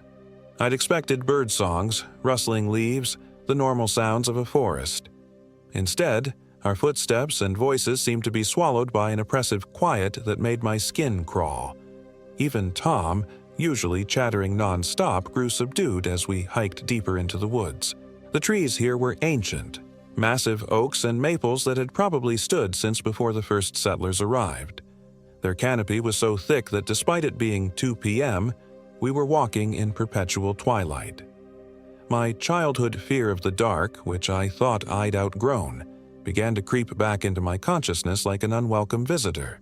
"Is it just me, or does it feel later than it should?" I asked, checking my watch. "Must be the tree cover," Mark replied, but I noticed he was walking closer to the group than before. We'd been hiking for 3 hours when Kevin stopped abruptly. "Guys," he said, his voice tight, "we passed that rock formation 20 minutes ago." He was pointing at a distinctive cluster of granite boulders stacked like ancient sentinels. I was certain we'd been following the Blaze Trail, but Kevin was right. We'd definitely seen those rocks before. "Maybe we took a wrong turn," Tom suggested, but his usual joking tone was absent. Mark pulled out his compass and frowned. "This doesn't make sense. We should be heading northeast, but this says we're going south." "Let me see that," Kevin said, examining the compass. The needle spun wildly for a moment before settling on a direction that couldn't possibly be correct. "Must be interference," I said, trying to sound rational. "Iron deposits or something." But I could feel it now, that creeping wrongness that starts in your stomach and spreads outward like poison. The forest around us seemed to pulse with malevolent awareness, as if the trees themselves were watching. We backtracked to what we thought was the main trail, but everything looked the same. The blazes on the trees, those painted marks that were supposed to guide hikers, seemed to multiply and change. Blue diamonds pointed in 3 different directions. Yellow circles appeared on trees where I was certain they hadn't been before. By the time we finally stumbled onto what might have been a camping area, the sun was setting with alarming speed. The clearing was wrong. 2 perfectly circular, surrounded by trees that formed an unnatural wall. But we were exhausted, lost, and running out of daylight. "This will have to do," Mark said, dropping his pack. We set up camp in tense silence. My tent went up easily enough, but Kevin struggled with his. The poles wouldn't stay connected, as if the metal itself was rebelling against being assembled. Tom's sleeping bag smelled like rotting meat despite being brand new, and my flashlight flickered intermittently even with fresh batteries. The fire was the worst part. Mark was an Eagle Scout. He'd told us that multiple times, but he couldn't get the kindling to catch. The matches would light, but the flame would sputter and die the moment it touched the wood. When Kevin tried his lighter, the flame turned an impossible blue color and went out with a sound like a whisper. "This is ridiculous," Tom muttered, pulling out a camp stove. But even that wouldn't light properly. We ate cold sandwiches in the gathering darkness, huddled together like children afraid of monsters under the bed. The silence around us had deepened until it felt almost solid, a presence pressing down on us from all sides. "Anyone else notice there are no animals?" Kevin asked suddenly. He was right. No insects buzzing, no birds calling, no rustling of small creatures in the underbrush. Even the wind had died, leaving the forest in unnatural stillness. "Maybe we're just in a dead zone," I suggested, but my voice sounded hollow even to me. As full darkness fell, the wrongness intensified. My watch had stopped at 8:47, though it felt much later. The darkness here wasn't just the absence of light, it was something active, something hungry. It pressed against the weak beams of our flashlights like a living thing, and I found myself breathing fast and shallow, fighting the urge to run, screaming into the night. "I'm going to gather some more firewood," Mark announced, standing up and shouldering his pack. "Don't," I said quickly. "It's too dark. Wait until morning." But Mark was already moving toward the tree line. "I've got my headlamp. There's deadfall everywhere. I'll just grab some quick pieces." "I'll come with you," Tom offered, but Mark waved him off. "No point in all of us stumbling around in the dark. I'll be back in 15 minutes. We watched his headlamp bob away into the trees until it disappeared entirely, swallowed by the oppressive darkness. Then we waited. 15 minutes became 30. 30 became an hour. We called his name until our voices were hoarse, but the forest seemed to absorb our shouts, giving nothing back. "We should go look for him," Kevin said, but none of us moved. The darkness beyond our small circle felt alive and predatory, like the open mouth of some massive beast. "In the morning," I said, "we'll search at first light." But I knew we wouldn't find him. Not the real Mark, anyway. I didn't sleep that night. Every time I closed my eyes, I imagined things moving just beyond the edge of vision, shapes that might have been shadows or might have been something worse. Kevin and Tom dozed fitfully in their sleeping bags, but I sat by the dead fire pit, flashlight in hand, watching the darkness watch me back. Dawn came slowly, grudgingly, as if the sun itself was reluctant to illuminate this place. The first pale light revealed something that made my blood freeze. Footprints. Not Mark's hiking boots, but something else entirely. The tracks were human-shaped but wrong, too long, with claw marks at the tips of each toe. They circled our camp in a perfect spiral, coming closer and closer to where we'd slept, until they stopped just inches from Tom's tent. "Jesus Christ," Kevin whispered, crouching beside the tracks. "What the hell made these?" Before I could answer, we heard whistling from the woods, a cheerful, tuneless melody that was definitely Mark's. He'd always been a habitual whistler, especially when he was nervous. "Mark," Tom called out, relief flooding his voice. "Where the hell have you been?" Mark emerged from the tree line carrying an armload of firewood, his headlamp still strapped to his forehead though the batteries had clearly died. He was smiling. That was the first thing I noticed. Mark rarely smiled, and when he did, it was a quick, nervous flash of teeth. This was different, wider, longer. "Sorry, guys," he said, his voice perfectly normal. "Got turned around in the dark. Found a great spot for firewood, though." He dumped the wood in a neat pile and looked around at our camp with that strange, too wide smile. "Anyone else sleep well?" There was something in his eyes, something that wasn't Mark. The intelligence was still there, but it was cold. Alien, like looking into the eyes of a predator wearing a human mask. "Mark," I said carefully, "where exactly did you spend the night?" His head tilted slightly like a dog hearing a distant sound.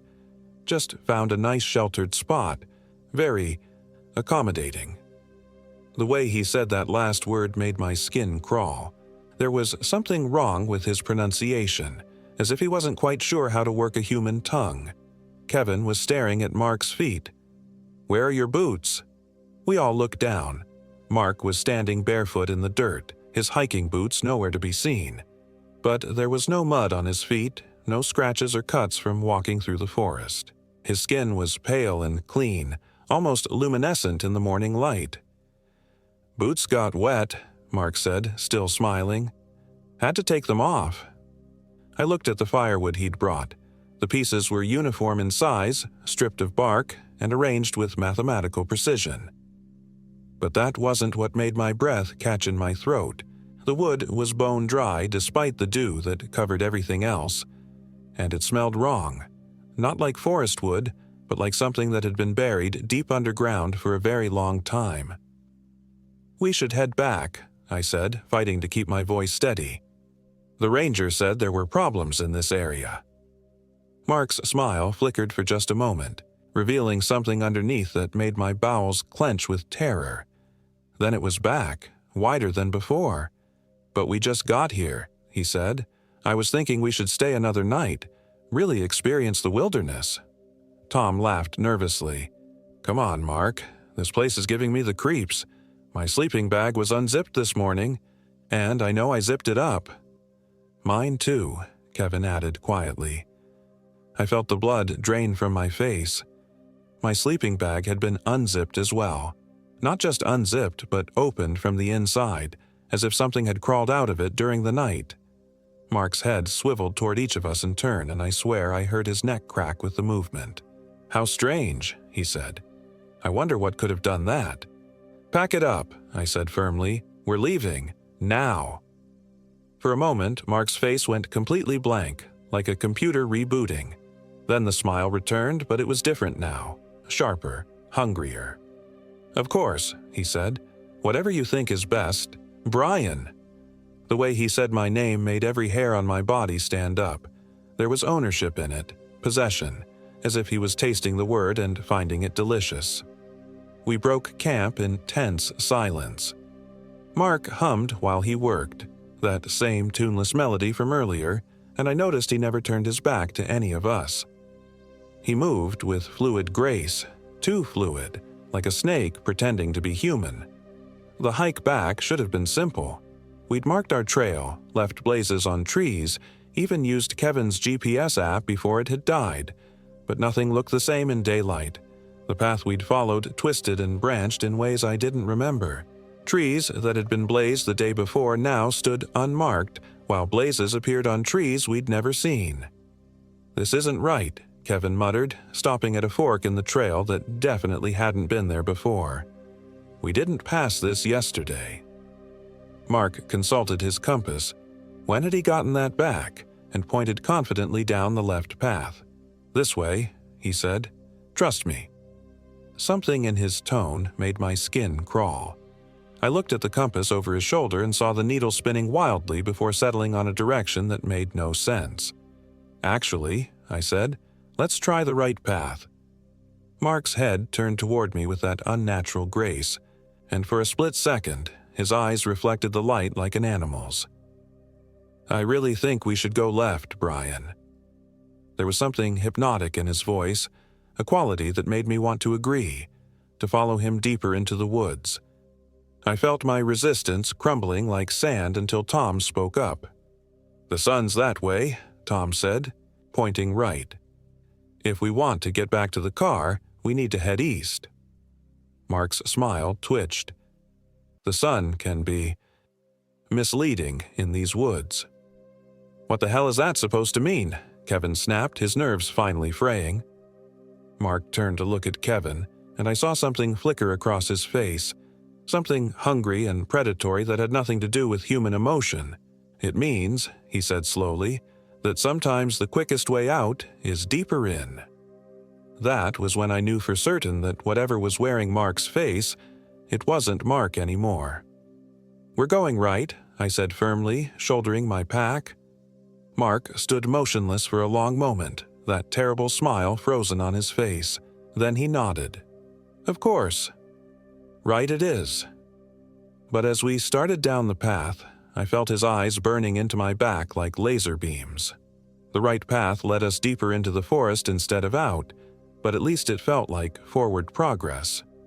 The trees here were even older, their trunks so massive that our entire group could have hidden behind a single one. Moss hung from the branches like funeral shrouds, and the air smelled of decay and something else, something sweet and cloying that reminded me of rotting flowers. "I need to rest," Tom panted after an hour of hiking. He was out of shape, and the pace was clearly taking its toll. We stopped in a small clearing dominated by a circle of standing stones that definitely predated any European settlement. They were covered in symbols I didn't recognize, spirals and angular marks that seemed to shift when I wasn't looking directly at them. "Weird place for a stone circle," Kevin observed, running his hand over the carved symbols. "Native Americans built them," Mark said confidently. "Sacred sites, places of power?" I looked at him suspiciously. When had Mark become an expert on Native American history? "Actually," Tom said, pulling out a water bottle, "most stone circles in New England are from colonial farmers, property markers, or—" His words cut off in a wet gurgle. I turned to see him standing frozen, water bottle halfway to his lips. His eyes were wide with terror, staring at something behind me. I spun around to find Mark standing less than 3 feet away, having somehow crossed the clearing without making a sound. He was still smiling, but his head was tilted at an impossible angle, too far to one side, like a broken marionette. "Tom was saying something about colonial farmers," Mark said conversationally. "Please, continue." Tom's water bottle slipped from nerveless fingers and hit the ground with a plastic thunk. "How did you were just over there." "Was I?" Mark's head tilted the other way, and I heard something crack. I don't remember. Kevin was backing away slowly, his face pale. Mark, you're freaking us out, man. What's wrong with you? Mark turned to look at Kevin and his neck rotated like an owl's, a full 180 degrees while his body remained facing forward. Wrong? He asked, his voice now coming from behind us though he was standing in front. Nothing's wrong. I've never felt better. That's when Tom ran. He bolted for the tree line with surprising speed for someone who spent most of his time behind a desk. Mark watched him go with mild interest, like a cat watching a mouse. Should we go after him? Kevin asked, his voice barely a whisper. No need, Mark said, his head slowly rotating back to its normal position with a series of soft pops. He won't get far. The screaming started 5 minutes later. It came from deeper in the woods, high and desperate and utterly terrified. Tom's voice, calling for help, begging for mercy, and then something else. Something that might have been laughter if laughter could come from a throat full of blood. Kevin and I stood frozen, listening to our friend die in the most horrible way imaginable. The sounds went on for far too long, wet, tearing noises punctuated by screams that gradually became less human. Then silence. Mark had never stopped smiling. We should probably go check on him, he said pleasantly. No, I managed to croak. We should get out of here. Mark's smile widened impossibly, stretching his face in ways that human skin shouldn't stretch. But Brian, he said, where would we go? We're lost, remember? These woods go on forever. He was right, and we both knew it. The forest had us trapped like flies in amber, and whatever was wearing Mark's face was the spider. Kevin made a choking sound and stumbled backward. This isn't happening, he muttered. This can't be happening. Oh, but it is, Mark said, taking a step closer. His feet made no sound on the fallen leaves. It's been happening since the moment we arrived. These woods are very old, Kevin. Older than the trees, older than the stones. They remember when the world was different, when things like me walked freely under the sun. Things like you? I whispered. Mark's head tilted again, and something moved under his skin, something that definitely wasn't muscle or bone. I have many names, he said. Wendigo, shapeshifter, skinwalker, but names are just sounds, aren't they? What matters is what I do. What do you want? Kevin asked. Mark turned to look at him, and I saw that his eyes had changed. They were still Mark's eyes, but they were older now, ancient and filled with a hunger that had nothing to do with food. I want to walk in the world again, he said.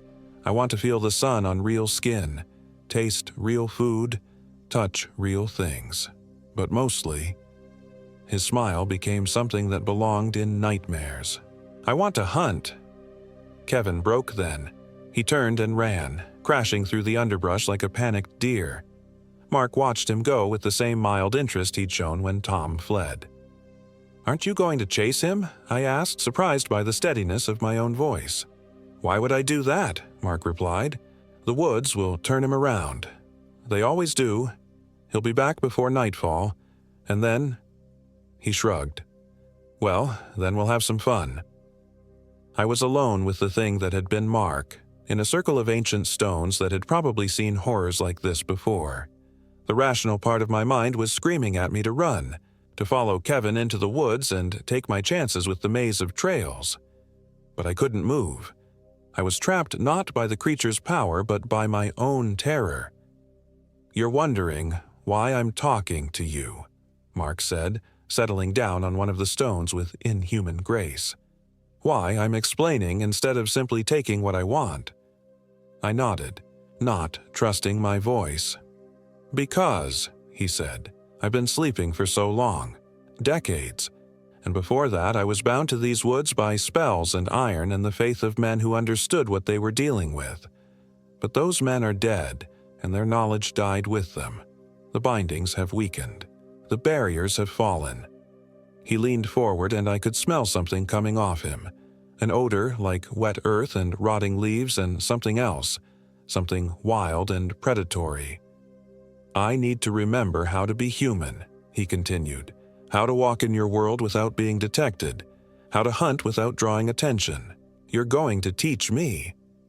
"I won't," I said, surprised again by my own courage. Mark laughed, and the sound was like breaking glass. "Oh, but you will. Because if you don't, I'll find Kevin and Tom and I'll keep them alive for a very long time. I'll make them last weeks, months, teaching them new forms of suffering. But if you cooperate—" He let the sentence hang in the air. "If I cooperate? Then their deaths will be quick, merciful even." I stared at him, trying to find some trace of my coworker in those ancient eyes. What happened to Mark? The real Mark? Something flickered across the creature's face. Regret, maybe. Or hunger. "He's still here," it said softly. "Locked away in the dark corners of this skull, screaming silently while I wear his memories like clothes. He knows what I'm doing with his body. He feels everything." The cruelty of it hit me like a physical blow. Mark was still alive in there, aware but helpless, watching his own hands commit atrocities. "That's the beauty of it," the creature continued. "Possession is so much more intimate than simple murder. I get to experience human life through his senses, while he experiences my nature through his. We're sharing, you might say." A sound drifted through the woods, Kevin's voice, calling for help. But there was something wrong with it, something that made my spine crawl. The words were right, but the inflection was off, like a recording played at the wrong speed. "Ah," Mark said, standing up. "He's coming back already. The woods do work quickly." Kevin stumbled into the clearing, his clothes torn and his face scratched from branches. But he was walking wrong. Too stiff, too controlled, like a marionette being operated by someone who wasn't quite sure how strings worked. "Brian," he said, and his voice was Kevin's voice, but wrong somehow, hollow and echoing. "Thank God I found you. I was lost. And there was this thing in the woods." He was standing next to me now, close enough that I could see his eyes. They were Kevin's eyes, but they were empty, like looking into the windows of an abandoned house. "Kevin," I said carefully, "what kind of thing?" His smile was Kevin's smile, but it lasted too long and showed too many teeth. "A thing with too many legs and not enough skin," he said. "It was wearing Tom's face." Mark clapped his hands together in delight. "Excellent," he said. "You're learning already, though I think you're spreading yourself a bit thin, aren't you?" Kevin's head swiveled toward Mark with mechanical precision. "The fat one fought harder than expected," he said in Kevin's voice. "Had to use more force than intended." They were talking about Tom like he was a piece of meat they'd shared between them. I felt bile rise in my throat and forced it down. "So there are two of you now?" I asked. "Two, yes," Mark replied. "But we're the same thing, really. Different fingers on the same hand. It makes hunting so much more efficient." The thing wearing Kevin's body turned to look at me, and I saw something move under his skin. A writhing, shifting mass that definitely wasn't human anatomy. "Your turn," Kevin said sweetly. They moved toward me from both sides, no longer bothering to maintain their human facades. Mark's face was stretching and distorting, revealing something angular and predatory underneath. Kevin's skin was rippling like water, as if something was trying to burst out from within. I did the only thing I could think of. I ran, but not toward the woods, toward the center of the stone circle. The symbols carved into the ancient stones began to glow with a faint blue light as I reached the center.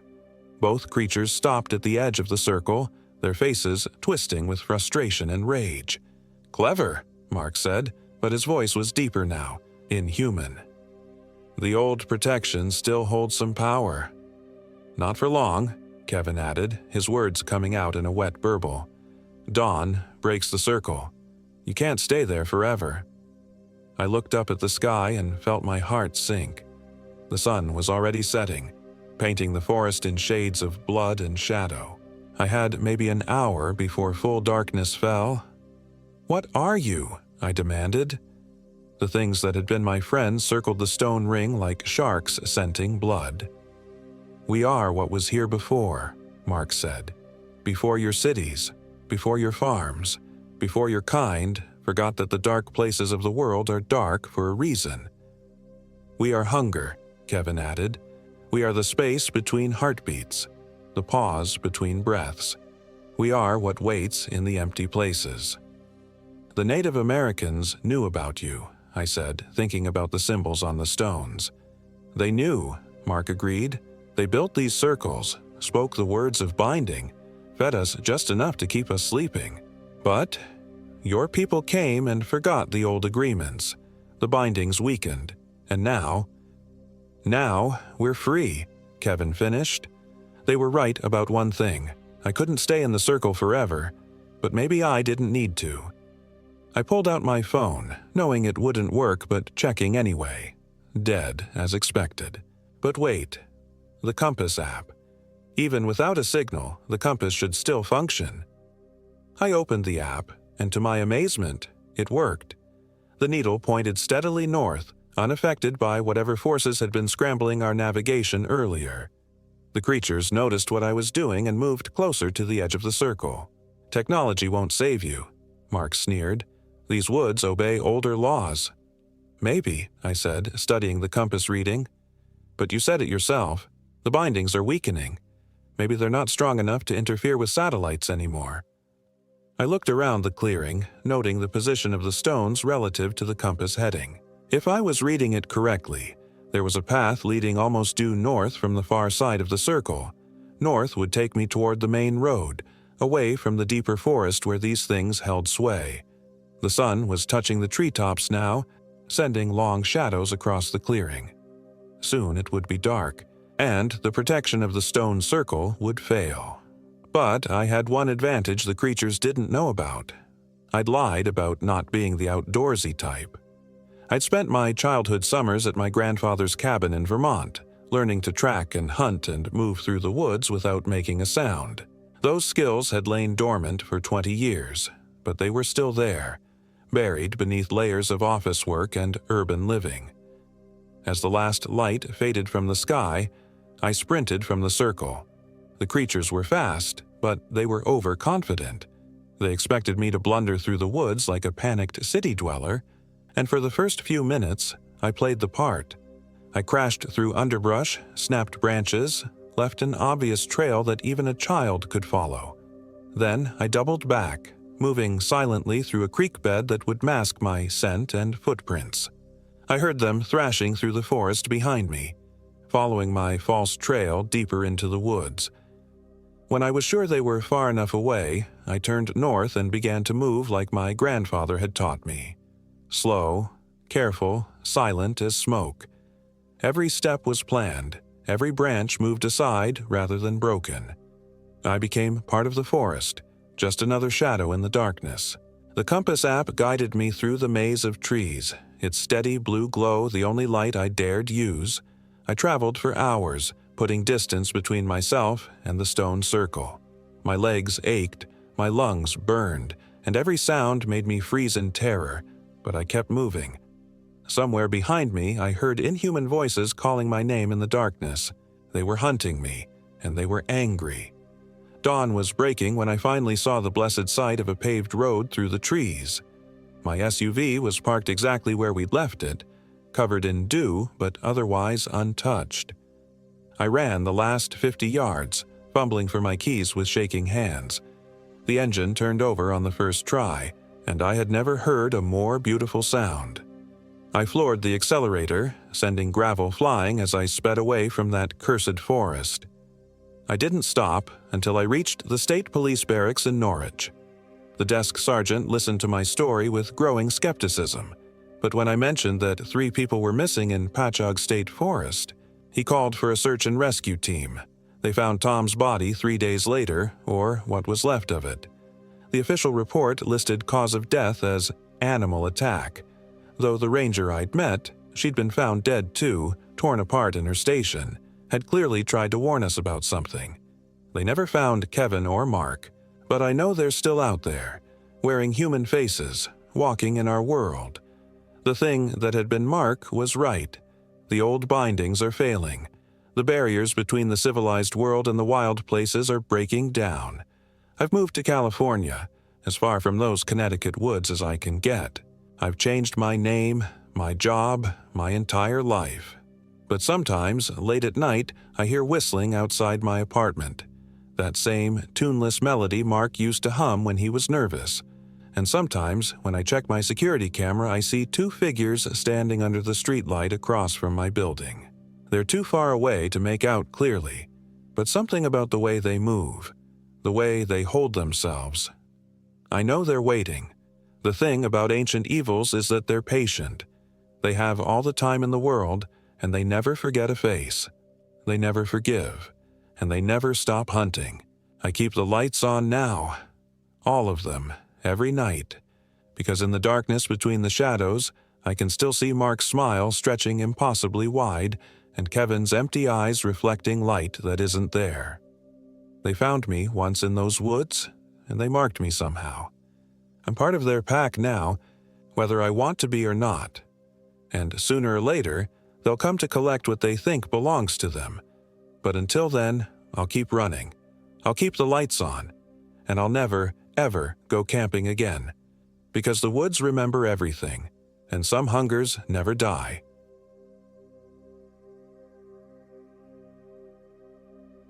My name is Kevin King, and I am 29 years old.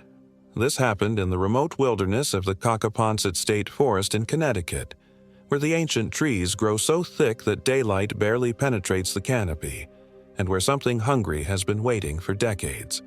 It was supposed to be a simple weekend camping trip with my three closest friends from college, Marcus, Jake, and Tommy. We'd been planning this getaway for months, desperate to escape our soul-crushing corporate jobs and reconnect with nature. None of us had any real wilderness experience, but how hard could it be? We had expensive gear, GPS devices, and enough confidence to fuel a small army. The plan was to hike deep into the forest, away from the designated camping areas where families with screaming children set up their RVs. We wanted solitude, the kind of pure silence that only existed miles from civilization. What we found was something far more ancient and terrible than silence. Marcus had researched the area obsessively, poring over topographical maps and old forestry reports. He'd discovered a small clearing near Pataconk Creek, accessible only by an abandoned logging road that hadn't been maintained since the 1960s. "It's perfect," he'd said, spreading the maps across my kitchen table 3 weeks before the trip. No cell towers, no hiking trails, no other people for miles in any direction. Jake, ever the pessimist, had raised concerns about going somewhere so isolated. What if something happens? What if someone gets hurt? But Tommy, our eternal optimist, had laughed it off. That's what makes it an adventure. Man. Besides, we're not exactly helpless.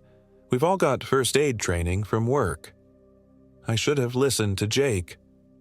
We drove up from Hartford on a Friday afternoon in early October, when the leaves were just beginning to turn and the air carried that crisp promise of winter. The drive took longer than expected. The GPS lost a signal twice, and we ended up taking several wrong turns down unmarked dirt roads that seemed to lead nowhere. By the time we found the old logging road Marcus had identified, the sun was already sinking toward the horizon. The road was barely more than 2 parallel ruts carved through the undergrowth, hemmed in on both sides by towering oaks and maples that formed a tunnel of branches overhead. My Honda Civic scraped bottom several times as we bounced and lurched along the rutted path, dead leaves swirling up in our wake like some kind of ominous confetti. "Jesus, Kevin, maybe we should turn back," Jake said from the passenger seat, gripping the door handle as we hit another pothole. "This doesn't feel right." "Don't be such a pussy," Tommy called from the back seat, where he was wedged between our backpacks and coolers. "We're committed now. Besides, look at this place. It's like something out of a fairy tale." He was right in a way. The forest was beautiful, but there was something unsettling about its beauty. The trees seemed too tall, too old. Their bark darkened with age and covered in strange lichens that looked almost like writing in some long-forgotten language. The deeper we drove, the more oppressive the canopy became, until we were driving through perpetual twilight even though it was only 4 in the afternoon. Marcus was navigating with a compass and his printed maps, muttering directions and course corrections. "Should be just another quarter mile," he said, consulting his notes. "The clearing opens up right past that stand of birch trees." But when we reached the spot he'd indicated, there was no clearing. Just more trees, more shadows, more of that unnatural silence that seemed to swallow the sound of our engine. Marcus frowned, checking his compass again. "That's weird. According to this, we should be there." "Maybe your research was wrong," I suggested, though I tried to keep the irritation out of my voice. We'd already driven 2 hours from Hartford, and the thought of having to turn around and find a hotel was deeply unappealing. "No way," Marcus insisted. "I triple-checked everything. The coordinates are right. Maybe the trees have grown over it since the survey was done." We drove for another 10 minutes, the road growing progressively worse until it was barely passable. Just as I was about to suggest we admit defeat, the trees suddenly opened up into a small circular clearing, maybe 50 feet across. It was exactly what Marcus had described. A natural amphitheater surrounded by ancient trees, with a small creek bubbling along one edge. "See," Marcus said triumphantly, "I told you it was here." But as we unloaded our gear, I couldn't shake the feeling that something was wrong. The clearing was too perfect, too symmetrical. The trees around its perimeter were all the same species. Ancient oaks with trunks so massive that 3 men couldn't have wrapped their arms around them. Their branches formed an almost perfect circle overhead, creating a natural dome that blocked out most of the sky. And then there was the silence. Not the peaceful quiet of nature, but an oppressive, suffocating silence that seemed to press against my eardrums. No birds sang, no insects buzzed. Even the creek seemed to murmur more quietly than it should have, as if the water itself was afraid to make too much noise. Jake was setting up his tent at the far edge of the clearing, near the creek. "Hey guys," he called out, his voice strangely muffled. "Come look at this." We walked over to where he was kneeling beside what looked like a ring of stones. But as we got closer, I realized they weren't stones at all. They were bones. Large bones, bleached white by time and weather, arranged in a perfect circle about 8 feet in diameter. "What the hell is this?" Tommy asked, his usual cheerfulness evaporating. Marcus knelt down for a closer look. "Probably some kind of hunting camp. Native Americans used to hunt all through these forests. This could be hundreds of years old. But the bones looked wrong to me. They were too large to be from deer or elk, and they were arranged too deliberately to be the remains of a hunting camp. Some of them looked almost human in size and shape, though I tried to push that thought out of my mind. "Maybe we should find another spot," Jake suggested, but it was already getting dark and none of us relished the idea of trying to navigate that terrible road in the darkness. "Don't be superstitious," Marcus said, though his voice lacked its usual confidence. "It's just old bones. Probably been here for decades." We set up our tents in a rough semicircle at the opposite end of the clearing from the bone ring, though I noticed that even Marcus positioned his tent so that it didn't face directly toward the strange formation. By the time we had everything arranged and a fire going, full darkness had fallen like a black curtain over the forest. The fire was another source of unease. No matter how much wood we piled on it, the flames remained small and weak, barely casting enough light to illuminate our faces. The wood burned wrong, too. Instead of the warm orange glow of a normal campfire, the flames flickered with an odd bluish tint that made our skin look corpse pale. "This wood must be wet," Tommy said, prodding the fire with a stick. But the wood wasn't wet. It was bone dry, almost desiccated. It just wouldn't burn properly, as if something in the clearing was actively working against our attempts to create light and warmth. We tried to make the best of it, sharing beers and telling stories, but conversation felt forced and unnatural. Our voices seemed to die just a few feet from the fire, swallowed by the oppressive darkness that pressed in from all sides.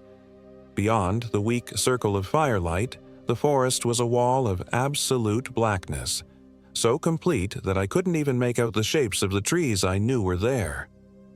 Around 10 o'clock, Jake stood up and announced he was going to bed. "This whole place gives me the creeps," he said, not bothering to hide his discomfort. "The sooner we can get out of here tomorrow, the better." Marcus and Tommy decided to stay up for another hour, but I was exhausted from the drive and the stress of setting up camp in such an unsettling place. I crawled into my sleeping bag fully clothed, leaving only my boots outside the tent. The nylon walls did little to muffle the oppressive silence, and I lay awake for what felt like hours, listening to the sound of my own breathing and heartbeat. I must have eventually fallen asleep because I was jolted awake by the sound of screaming. It was a horrible sound, raw, animalistic, full of terror and pain. It seemed to come from everywhere and nowhere at once, echoing off the trees and bouncing around the clearing like a living thing. I fumbled for my flashlight and unzipped my tent flap, my heart hammering against my ribs. "What the hell was that?" Tommy's voice called out from somewhere in the darkness. "I don't know," Marcus replied, though his voice was tight with fear. "Some kind of animal, maybe?" But it hadn't sounded like any animal I'd ever heard. It had sounded almost human, but not quite, as if something was trying to mimic human screams but didn't quite understand how they were supposed to work. "Where's Jake?" I called out, playing my flashlight beam across the clearing.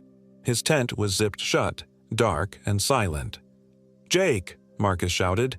"You okay in there?" No response.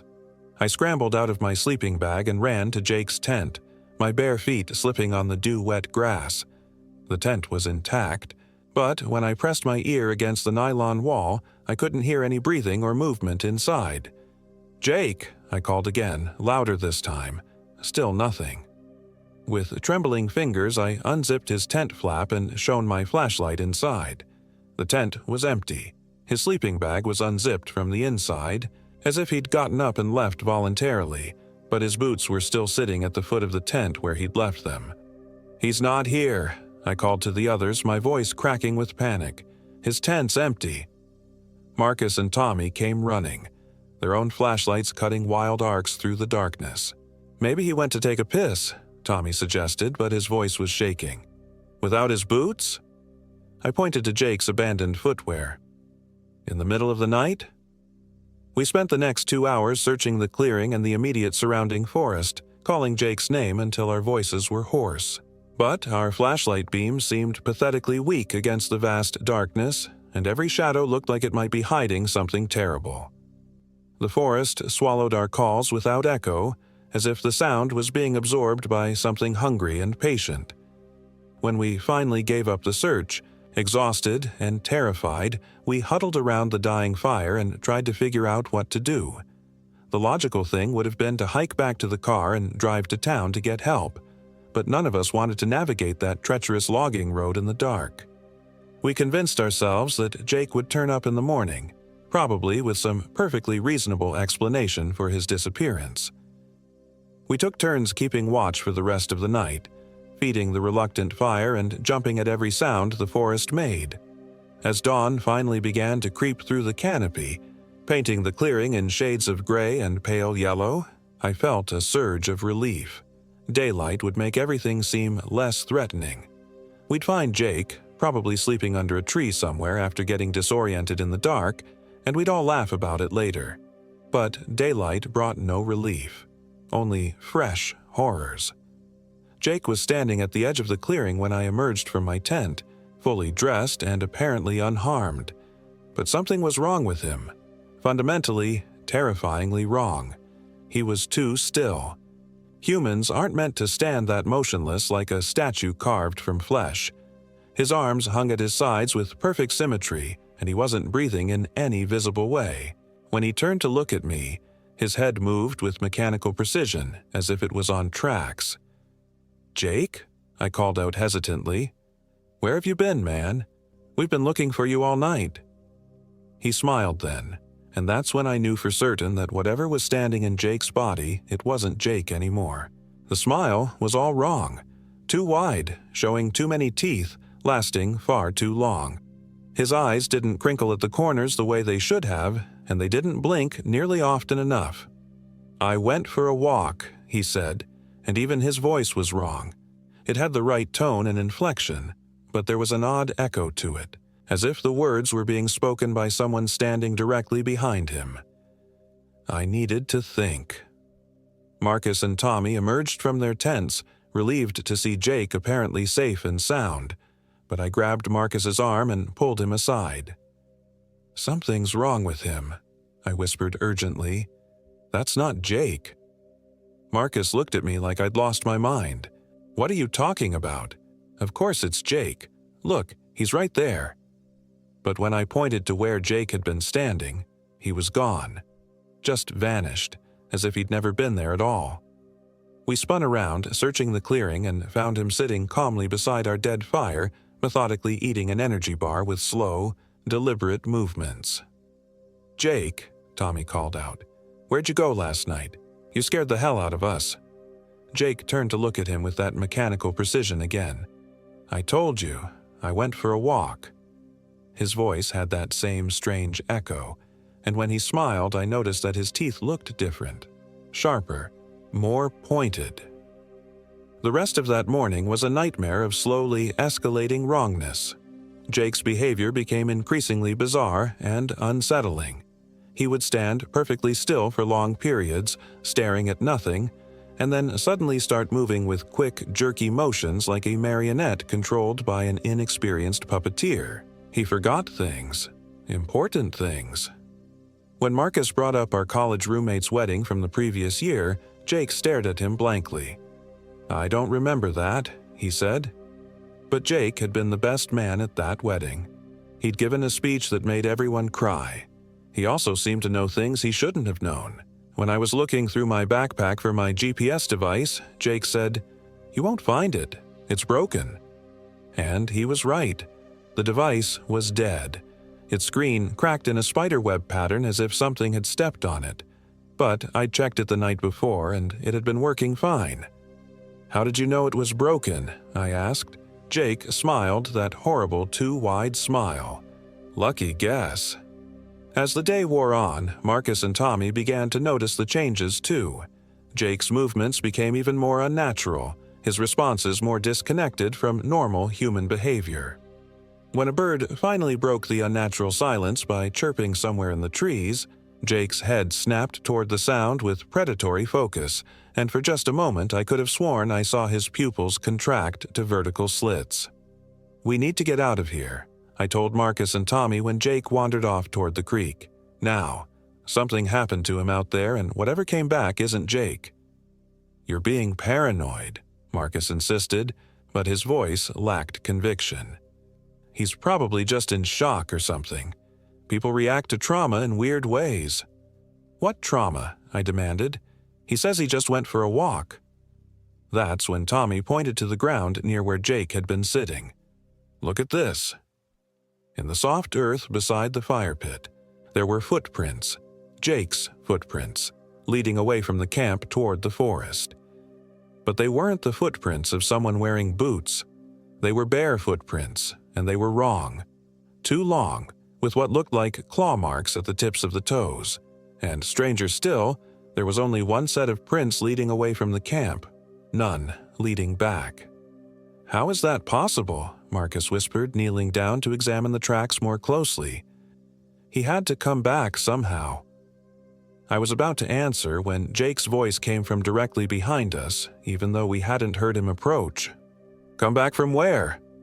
We spun around to find him standing just a few feet away, tilting his head at an angle that was almost 45 degrees, far more than any human neck should have been able to manage.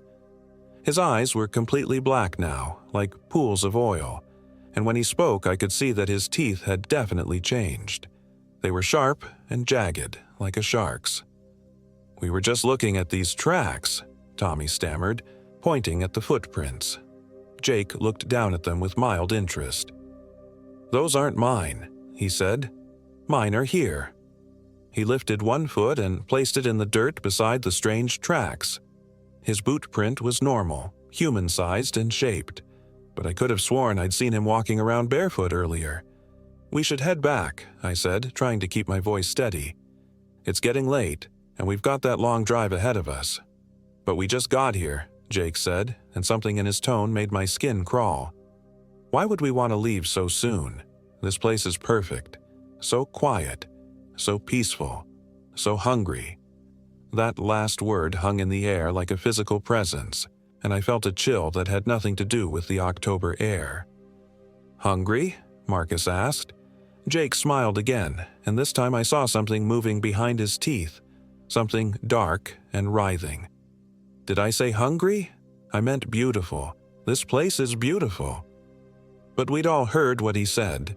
We began packing immediately, working with frantic efficiency while Jake sat motionless beside the dead fire, watching us with those terrible black eyes. Every few minutes he would tilt his head in that impossible way, as if he was listening to something none of us could hear. As I stuffed my sleeping bag into its compression sack, my hands shaking with adrenaline, I heard Marcus curse from across the clearing. "What now?" I called out. "My backpack," he said, his voice tight with panic. "It's gone. All my gear, my wallet, my keys, everything." Tommy dropped what he was doing and ran to his tent. A moment later, he emerged with a sick expression on his face. "Mine too. Everything's gone except the tent and sleeping bag." I checked my own gear and found the same thing. Our backpacks had vanished as if they'd never existed, taking with them all our food, water, money, and identification. The only things left were our tents, sleeping bags, and the clothes on our backs. "This is impossible," Marcus said, his voice rising toward hysteria. "You can't just lose 3 backpacks. Someone took them." "Who?" Tommy demanded. "There's nobody else out here." We both turned to look at Jake, who was still sitting by the fire, motionless as a statue. When he felt our eyes on him, he turned to face us with that mechanical precision. "Is there a problem?" he asked, and his voice had that echo again, as if someone else was speaking in perfect unison with him. "Where are our backpacks, Jake?" I asked directly. He tilted his head. "What backpacks?" "Don't play games with us," Marcus snapped. "Our gear is missing. What did you do with it?" Jake's expression didn't change, but somehow his smile seemed to grow wider, revealing more of those sharp teeth. "I don't know what you're talking about. There never were any backpacks." And the horrible thing was, as he said it, I found myself struggling to remember exactly what had been in my pack. The memory was there, but it was growing fuzzy around the edges, like trying to remember a dream after waking up. "You're lying," I said, but even as the words left my mouth, I felt less certain. Jake stood up then, unfolding from his seated position with unnatural smoothness. "Why would I lie? We're friends, aren't we? Best friends. Forever friends." He took a step toward us, and I noticed that his movement cast no shadow, despite the afternoon sun streaming down through the canopy. He took another step, and I heard something crack, not from the ground beneath his feet but from inside his body, as if his bones were breaking and reforming with each movement. "Stay back," Tommy warned, picking up a piece of firewood. "I'm warning you, Jake. Stay the hell back." But Jake kept coming, and with each step, he seemed to grow taller, his limbs stretching like taffy. His clothes should have been too small by now, but they somehow stretched with him, maintaining their fit even as his body changed into something that definitely wasn't human. "You can't leave," he said, and his voice was coming from everywhere at once now, from the trees, from the ground, from inside our own heads. "This place is hungry, and it's been so long since anyone came to visit. So very, very long." That's when I remembered the bone circle at the edge of the clearing, and I understood what they really were. Not ancient hunting remains, but the remnants of previous visitors who had made the mistake of camping in this cursed place. How many groups over the years? How many friends and families had disappeared without a trace in these woods? "Run!" I shouted to Marcus and Tommy, and we scattered in 3 different directions. I crashed through the underbrush, branches tearing at my clothes and face, while behind me Jake's laughter echoed through the forest. But it wasn't just Jake's laughter. It was a sound no human throat could have produced. A sound like breaking glass and screaming wind and something far more ancient and terrible. The forest seemed to shift and change around me as I ran, paths appearing and disappearing, trees moving when I wasn't looking directly at them. I lost all sense of direction, and the harder I ran, the more lost I became. It was as if the forest itself was alive and actively working to keep me trapped. I don't know how long I ran. It could have been minutes or hours. Time seemed to move differently in that place, stretching and contracting like Jake's impossible body. But eventually I stumbled into another clearing, smaller than the one where we'd camped, and found Marcus huddled against a fallen log. "Thank God," he gasped when he saw me. "I thought that thing got you." "Where's Tommy?" I asked, fighting to catch my breath. Marcus shook his head. "I don't know. We got separated almost immediately. I've been hiding here, trying to figure out which way leads back to the car." But as we tried to orient ourselves, we realized that every direction looked the same. The trees formed an impenetrable wall around us, and there was no sign of the logging road we'd driven in on. It was as if the path had simply ceased to exist. That's when we heard Tommy screaming. The sound came from somewhere deeper in the forest, a raw, desperate sound that cut through the unnatural silence like a knife. We looked at each other, both thinking the same thing. We had to help him. But we also knew that following those screams would probably mean walking into a trap. "We can't just leave him," Marcus said, though his voice was shaking with terror. The screaming stopped abruptly, cut off in the middle of a particularly agonized shriek. The silence that followed was somehow worse than the screaming had been. "Tommy," I called out, my voice barely above a whisper. "Here," came the reply from the darkness between the trees. "I'm right here." But it wasn't Tommy's voice. It was Jake's voice with that horrible echo, and underneath it was something else. A wet, tearing sound, like meat being pulled apart by hand. "Come find me," the voice continued. "I have something to show you." Marcus grabbed my arm. "Don't," he whispered. "It's not him. It's not either of them anymore." We crept through the forest as quietly as we could, trying to put distance between ourselves and whatever was masquerading as our friends. But no matter which direction we went, we kept hearing voices calling to us from the darkness. First, Jake's voice, then Tommy's, then both together in perfect, impossible harmony. "Kevin, Marcus, where are you guys? We need help. Something's wrong. Please, we're hurt. We need you." But we'd seen Jake transform, seen him grow and stretch into something inhuman, and Tommy's screams had been too genuine, too full of agony, for him to be calling out to us now. As night began to fall again, we found ourselves back in the original clearing where we'd made camp. Our tents were still there, but they'd been arranged differently. Now they formed a perfect triangle around the bone circle with the openings facing inward. And sitting in the center of the bones was something that might have been Jake, if Jake had been put through a meat grinder and then reassembled by someone who only had a vague idea of human anatomy. The thing wearing Jake's face turned to look at us as we emerged from the tree line. Its head rotated a full 180 degrees, and when it smiled, we could see that its mouth now extended from ear to ear, filled with rows of needle-sharp teeth. "You came back," it said in Jake's voice. "I knew you would. Friends stick together, don't they?" Beside it, something else was moving, a twisted pile of meat and bone that might once have been Tommy. It was still alive, still breathing, but its limbs were bent at impossible angles and its chest cavity had been opened like a flower, revealing pulsing organs within. "Help me," Tommy whispered, and tears of blood ran down his ruined face. "Please, help me." But even as he spoke, I could see something dark and writhing moving under his skin, and I knew that whatever had happened to Jake was happening to Tommy too.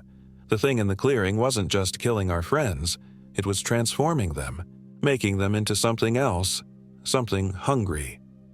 "We can all be together now," Jake Thing said, rising to its feet with movements that defied every law of anatomy. "Forever and ever and ever.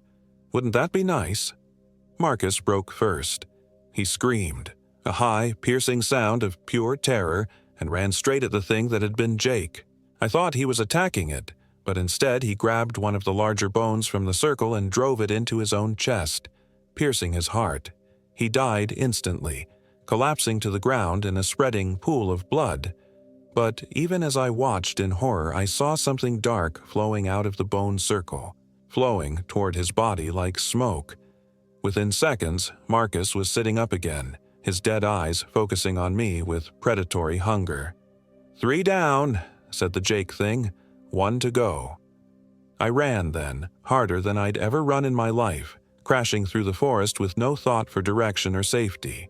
Behind me, I could hear them coming, all 3 of them, moving through the trees with inhuman speed and coordination. Their voices called to me as they pursued, sometimes singly, sometimes in harmony, sometimes in a chorus that included voices I didn't recognize. Voices that might have belonged to previous victims who had been trapped in this cursed place. I ran until my lungs burned and my legs trembled with exhaustion. I ran until I thought my heart would burst. And somehow, miraculously, I found the logging road. The old Honda was exactly where we'd left it, though it seemed like years had passed since we'd parked there. The keys were still in the ignition, another small miracle, and the engine turned over on the first try. I reversed down that terrible road, not caring how many times I scraped bottom or hit the larger rocks. All that mattered was getting away from that place, from whatever ancient evil lived in those woods. I didn't stop driving until I reached the interstate, and even then, I couldn't shake the feeling that I was being followed. Every shadow seemed to hide reaching claws. Every sound might have been the voice of one of my dead friends calling my name. I went to the police, of course. I told them everything. About the clearing, about Jake's disappearance and transformation, about the bone circle and the terrible thing that lived in those woods. They listened politely and took notes, but I could see the skepticism in their eyes. 3 young men go camping. 1 survives and comes back with a wild story about monsters and possession. It was easier to believe that I had killed my friends and hidden their bodies somewhere in the vast forest. They searched for weeks, using dogs and helicopters and all the modern tools of law enforcement. They found our campsite easily enough. The clearing was exactly where I said it would be. But there was no sign of Marcus, Jake, or Tommy.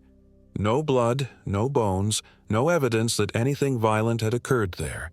The only thing they found was our gear, all our backpacks and equipment neatly stacked beside the cold fire pit, as if we'd never unpacked them at all. According to the official report, it appeared that my friends had simply vanished into thin air. I know better, of course. They didn't vanish. They're still there, in that cursed clearing, transformed into something hungry and patient, waiting for the next group of unsuspecting campers to stumble into their domain. I've tried to put it behind me, tried to move on with my life, but sometimes, late at night when the wind is blowing through the trees outside my apartment, I hear voices calling my name. Jake's voice, Marcus's voice, Tommy's voice, all echoing with that terrible, otherworldly resonance. "Kevin," they call. "Come back, Kevin. We miss you. We're so lonely without you." And the worst part, the part that keeps me awake every night staring at the ceiling with wide, terrified eyes, is that sometimes, just sometimes, I find myself wanting to go back. The compulsion grows stronger with each passing month, a gnawing hunger that feels almost physical in its intensity. Because that thing in the forest didn't just take my friends, it took a part of me too, planted something dark and patient in my soul that grows a little bit stronger every day. And I know that eventually, when it's strong enough, it will call me home. The Cockaponset State Forest is still open to the public. Families still camp there every weekend, setting up their tents and building their fires under the ancient trees. The authorities never found any reason to close the area or restrict access. But if you ever find yourself driving down a forgotten logging road, deep in those Connecticut woods, and you come across a perfect circular clearing surrounded by ancient oaks, turn around. Drive away as fast as you can and never look back. Because something hungry lives in that place. something that wears the faces of friends and speaks with the voices of the dead, and once it gets its claws into you, it never really lets you go. Even now, as I write this, I can feel it calling to me. The hunger grows stronger every day, and I don't know how much longer I can resist. I think I know how this story ends, and I think it ends with me driving back to that clearing, walking into those woods with eyes wide open, joining my friends in whatever hell they've become part of. The only question is whether I'll have the strength to warn others before I go, or whether I'll be just another voice in the darkness, calling future victims to join us in our eternal, ravenous hunger. If you're reading this, then you know the answer. Don't come looking for me, and whatever you do, stay away from the Connecticut State Forest. Some places are meant to remain empty. Some hungers are meant to starve.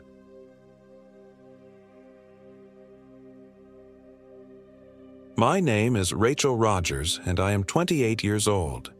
This happened in October of last year, deep in the Patchogue State Forest in southeastern Connecticut, where the ancient trees grow so thick that daylight struggles to reach the forest floor even at noon. I should have trusted my instincts the moment we crossed the bridge over the Patchogue River. The water beneath looked wrong. Too dark, too still, like black glass reflecting nothing. But Danny was so excited about our weekend camping trip, chattering about the remote campsite he'd found on some obscure hiking forum, miles from the nearest road. He'd been planning this for weeks, ever since I'd finally agreed to try camping again. I hadn't told him about my childhood, about the 3 days I'd spent lost in the woods behind my grandmother's house when I was 7, how the darkness had pressed against me like a living thing, how every shadow seemed to reach with grasping fingers, how my grandmother had found me curled in a hollow log, catatonic with terror, speaking in whispers about the hungry dark for months afterward. Some fears, you carry them in your bones. Danny parked his Jeep at the end of Patchogue Trail Road, where the pavement crumbled into dirt and the cell towers couldn't reach. "Look at this place," he breathed, shouldering his oversized hiking pack. "It's like stepping back in time." He wasn't wrong. Patchogue State Forest stretched over 24,000 acres of untamed Connecticut wilderness, some of it unchanged since before the colonists arrived. The trees here were old, oak and hickory and towering white pines that had watched centuries pass. But there was something else, something that made the hair on my arms stand up as we followed the narrow trail deeper into the woods. "The Nahantic Trail should branch off about 2 miles in," Danny said, consulting his GPS. The device's screen flickered, displaying impossible symbols before going black. He laughed it off. "Probably the tree cover. Good thing I brought a compass." The forest seemed to swallow sound. Our footsteps on the leaf-strewn path sounded muffled, distant, as if we were walking through thick fog instead of crisp October air. The silence pressed against my eardrums until I found myself straining to hear something, anything, that would prove we weren't completely alone out here. "Danny," I said, my voice coming out smaller than I'd intended. "How much further?" "Not far now." He checked his compass, frowned, and checked it again. "That's weird. North should be." He turned in a slow circle, watching the needle spin lazily before settling on a direction that felt fundamentally wrong. Must be some kind of magnetic interference. Iron deposits in the rocks, maybe. We pressed on. The trail narrowed, forcing us to walk single file as thorny undergrowth closed in on both sides. Overhead, the canopy thickened until only scattered fragments of gray sky were visible. It was barely 3 in the afternoon, but it felt like twilight. "There," Danny pointed ahead to where a barely visible path branched off to the right. A wooden sign, weathered and partially obscured by moss, read N-Tick-TR, with the rest eaten away by decades of New England weather. This has to be it. The Nahantic Trail was little more than a deer path, winding through stands of mountain laurel and over moss-covered boulders. We climbed steadily, our breathing echoing strangely in the thick air. My legs ached, but Danny's enthusiasm was infectious. He kept stopping to point out interesting rock formations or unusual trees, his camera clicking constantly. "The website said there's a clearing about 3 miles up," he said, pausing to drink from his water bottle. "Completely secluded, perfect for stargazing. We might even see the aurora borealis. There was supposed to be solar activity this weekend." I tried to smile, but something was crawling up my spine like cold fingers. The forest felt wrong, as if we were being watched by things that had never learned human concepts of mercy or restraint. Every rustling leaf sounded like whispered threats, every creaking branch like footsteps following just out of sight.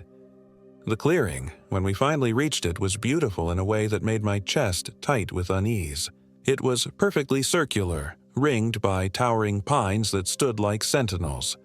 The ground was carpeted with soft moss and fallen leaves that crunched under our boots with sounds too loud for comfort. In the center, a circle of blackened stones marked where countless others had built fires over the years. "See? This is perfect," Danny said, dropping his pack with a satisfied sigh. "We'll set up camp here, get a fire going before dark. It's going to be amazing." But as he spoke, the shadows between the trees seemed to writhe and shift, and I caught movement in my peripheral vision that vanished the instant I turned my head. The silence here was different. Not peaceful, but predatory, like the moment before a scream. We worked quickly to set up our tent, a 2-person dome that suddenly seemed absurdly small against the vastness of the forest. Danny hummed while he worked, completely oblivious to the wrongness that made my skin crawl. When he tried to start a fire, the matches kept going out despite the still air. The lighter clicked uselessly, producing sparks but no flame. "That's bizarre," he muttered, checking the fuel level. "It was working fine this morning." Finally, after what felt like hours, we managed to coax a small flame from some bone-dry tinder. But the fire burned wrong. Too blue, too quiet, casting shadows that moved independently of the flames. The smoke rose straight up, unnatural in its stillness, before suddenly dispersing as if something had blown it away. We ate our freeze-dried camping meals in uncomfortable silence. The food tasted like ash in my mouth, and every bite was an effort. Danny kept checking his phone, frustrated by the complete lack of signal. "It's like we're in a dead zone," he said. "The whole forest." As darkness fell, the wrongness intensified. The sounds that should have filled the October night, owls calling, small animals rustling through the underbrush, the distant howl of coyotes, were completely absent. Instead, there was only that oppressive silence, broken occasionally by sounds that had no business in any forest. A child's laughter, high and sweet, drifting from the darkest part of the woods. The creak of a rocking chair on a wooden porch, though we were miles from any human habitation. The distant chiming of church bells at 3 in the morning. "Did you hear that?" I whispered after a particularly clear burst of music, a waltz, played on what sounded like an antique music box. Danny looked up from his book, which he was reading by flashlight. "Hear what?" The music stopped abruptly, as if someone had snapped the music box shut. "Nothing," I said, "just the wind." But there was no wind. There hadn't been any wind since we'd entered the forest.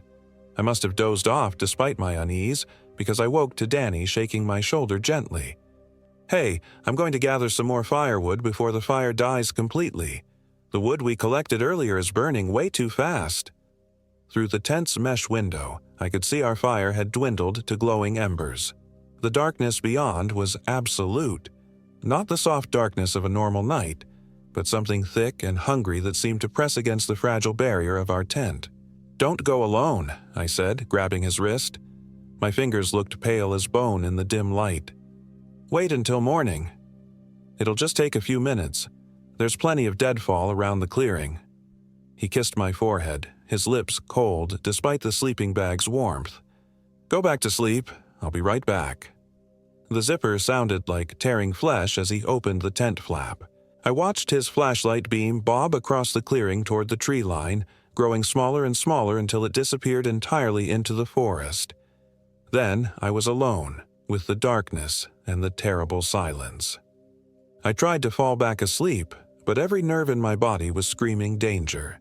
My grandmother's voice echoed in my memory. "The hungry dark don't sleep, child. It just waits, patient as stone, for you to let your guard down." Minutes crawled by. 10. 20. The fire died to gray ash, and the darkness crept closer to our tent until I could feel it pressing against the thin nylon walls like something alive. My watch said 3:17 a.m., then 3:17, then 3:17 again, the digital display frozen in place. A stick snapped somewhere in the forest, sharp as a gunshot in the silence. "Danny," I called out, my voice barely above a whisper. No answer. I unzipped the tent flap and peered out into the clearing. The darkness was so complete that my flashlight beam seemed to be absorbed after only a few feet, as if the light itself was being consumed. The air smelled wrong. Not the clean scent of pine and earth I'd noticed earlier, but something sweet and rotten, like flowers left too long in standing water. "Danny," I called again, louder this time. Something moved at the edge of the clearing, just outside my flashlight's reach. A figure, tall and familiar, walking with Danny's easy, confident stride. My relief was so intense it made me dizzy. "Thank God," I breathed. I was starting to worry. But as the figure drew closer, my relief curdled into something else. Danny's movements were too fluid, too graceful, like he was floating rather than walking. His arms swung at his sides with mechanical precision, and his head was tilted at an angle that looked uncomfortably unnatural. "Danny," I said again, uncertainty creeping into my voice. He stepped into the weak circle of my flashlight, and I had to bite back a scream. It was Danny, his face, his clothes, his sandy brown hair, but everything was slightly wrong. His smile was too wide, stretching his lips into a rictus that showed too many teeth. His eyes were the worst part, completely black, reflecting my flashlight beam like an animal's, with no trace of the warm brown I'd fallen in love with. "Found some good wood," he said, and his voice was Danny's voice, but it came from the wrong place. Not from his mouth, but from somewhere behind him, as if someone else was speaking for him. "Lots of good wood in the dark places." He held up his empty hands, palms up, fingers spread wide. "No firewood." "Where's the wood?" I asked, playing for time while my mind raced. This thing wearing Danny's face took a step closer, and I caught a whiff of that sickly sweet scent, stronger now. Decomposition. Death. "In the hungry places," not Danny said, his black eyes never blinking. "Where the trees grow down instead of up, and the roots drink from different soil." He was close enough now that I could see the wrongness in detail. His skin had a waxy, artificial quality, like a department store mannequin. There were no pores, no tiny scars or imperfections that made a face human. When he breathed, if he was breathing, his chest rose and fell with the mechanical rhythm of a bellows. "You're not Danny," I whispered. The thing's smile widened impossibly further, splitting its face almost to the ears. "I'm exactly Danny. Every memory, every thought, every feeling he ever had for you. The only difference is what's underneath." It lunged at me with inhuman speed, and I threw myself backward into the tent, my scream echoing through the unnatural silence. The zipper caught as I tried to close it, and I could hear the thing that looked like Danny laughing, a sound like breaking glass and children crying. I ripped through the tent's back wall with my camping knife, the nylon parting like tissue paper. Behind me, I heard the tent's front entrance exploding inward as the thing forced its way inside. Its laughter had become something else now, a low, rumbling growl that seemed to come from everywhere at once. I ran blindly into the forest, branches whipping my face and thorns tearing at my clothes.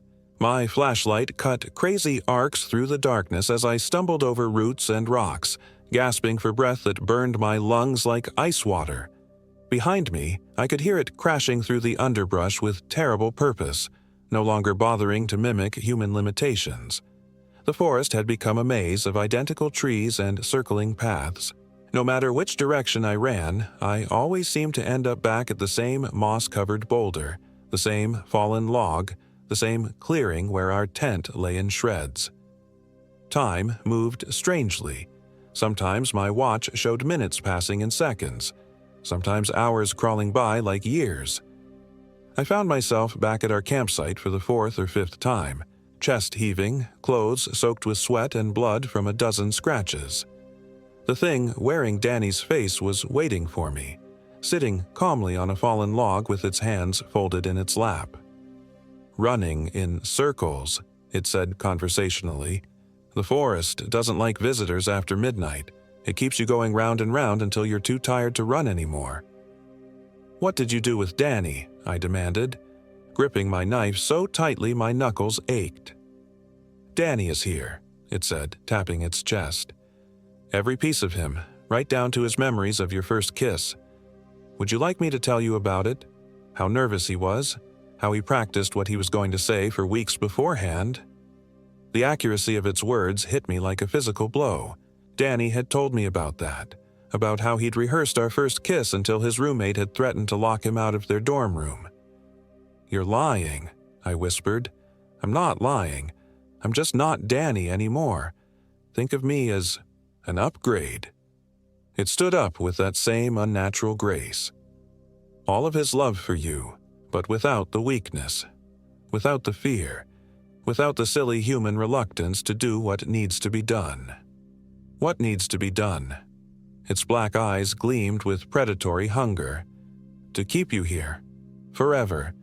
The forest is so lonely, Rachel. It's been waiting so long for visitors who won't leave.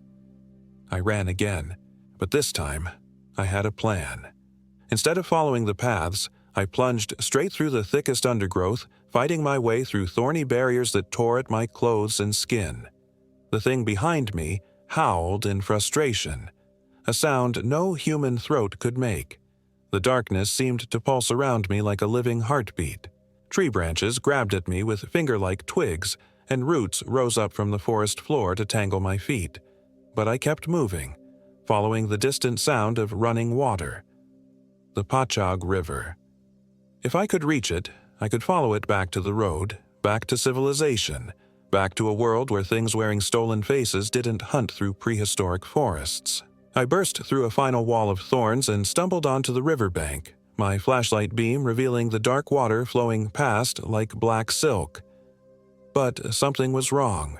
The river was flowing uphill, defying gravity as it climbed toward higher ground. The water itself looked thick, viscous, more like oil than water. "The rivers run backwards here," the thing said behind me. I spun around, raising my knife, but it was still 20 feet away, walking toward me with measured steps. "Everything runs backwards here. Time, space, the natural order. That's why Danny could never really leave." "He's not dead," I said, backing toward the impossible river. "Of course not. Death would be a mercy. He's trapped, conscious but powerless, watching everything I do with his body. He's screaming right now, trying to warn you. Can you hear him?" I strained my ears and caught something underneath the thing's words, a faint sound, like muffled sobbing, like someone calling for help from very far away.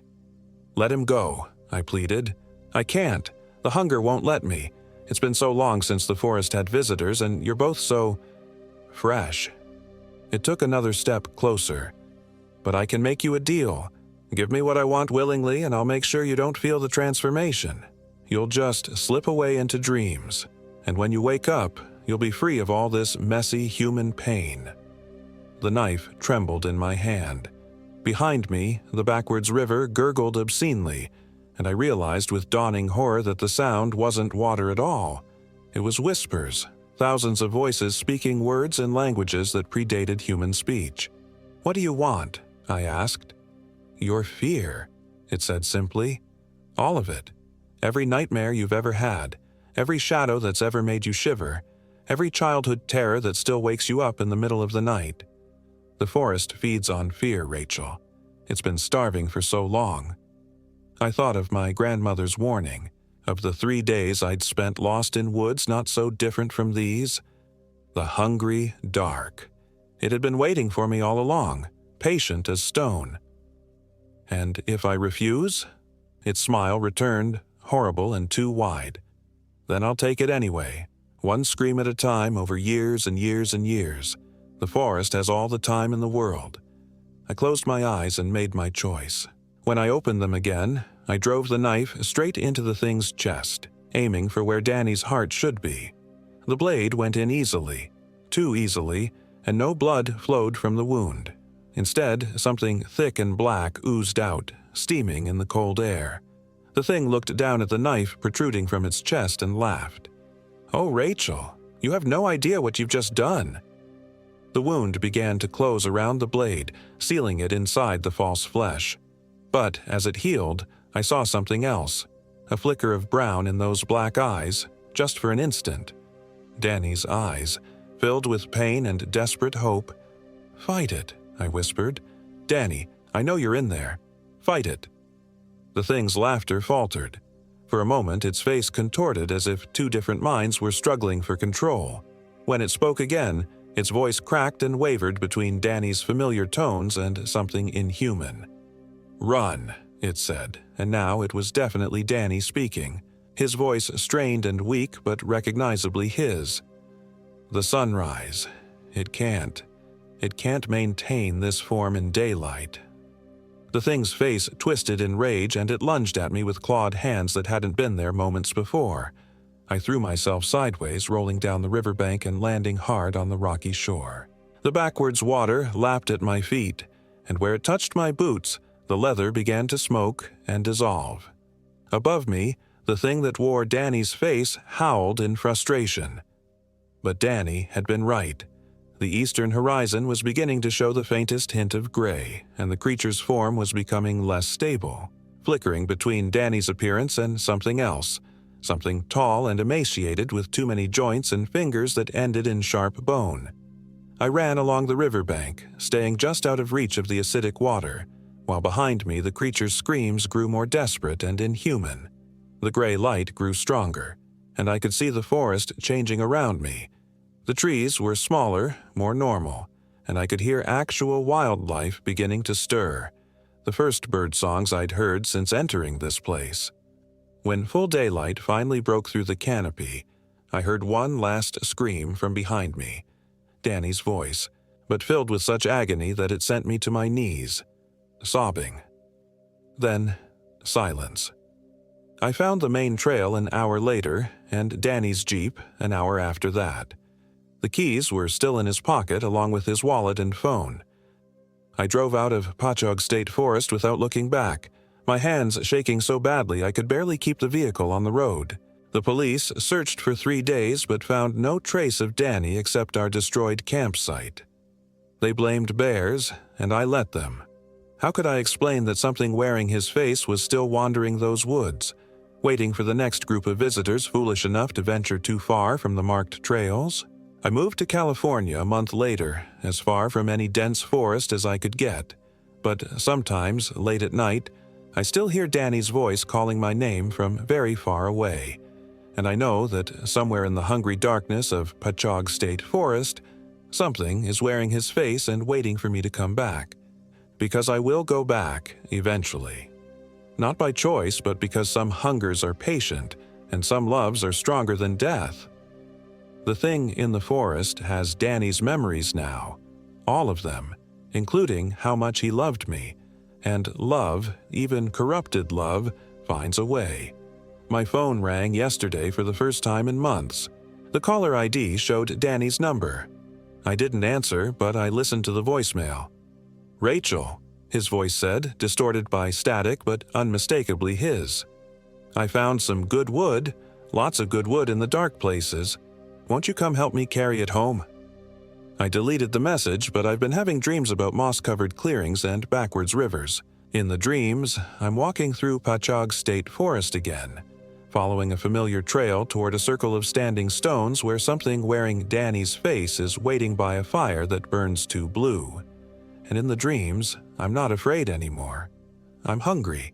The forest calls to its own, my grandmother used to say.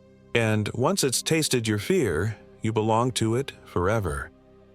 I've been looking at maps of Connecticut, tracing the highways that lead back to southeastern forests, It would be so easy to drive there, to walk the familiar trails one more time, to find Danny, or the thing that remembers being Danny, and let it finish what it started. The hunger grows stronger every day, and I'm beginning to understand that some transformations begin not with claws and teeth, but with a simple, terrible longing for home.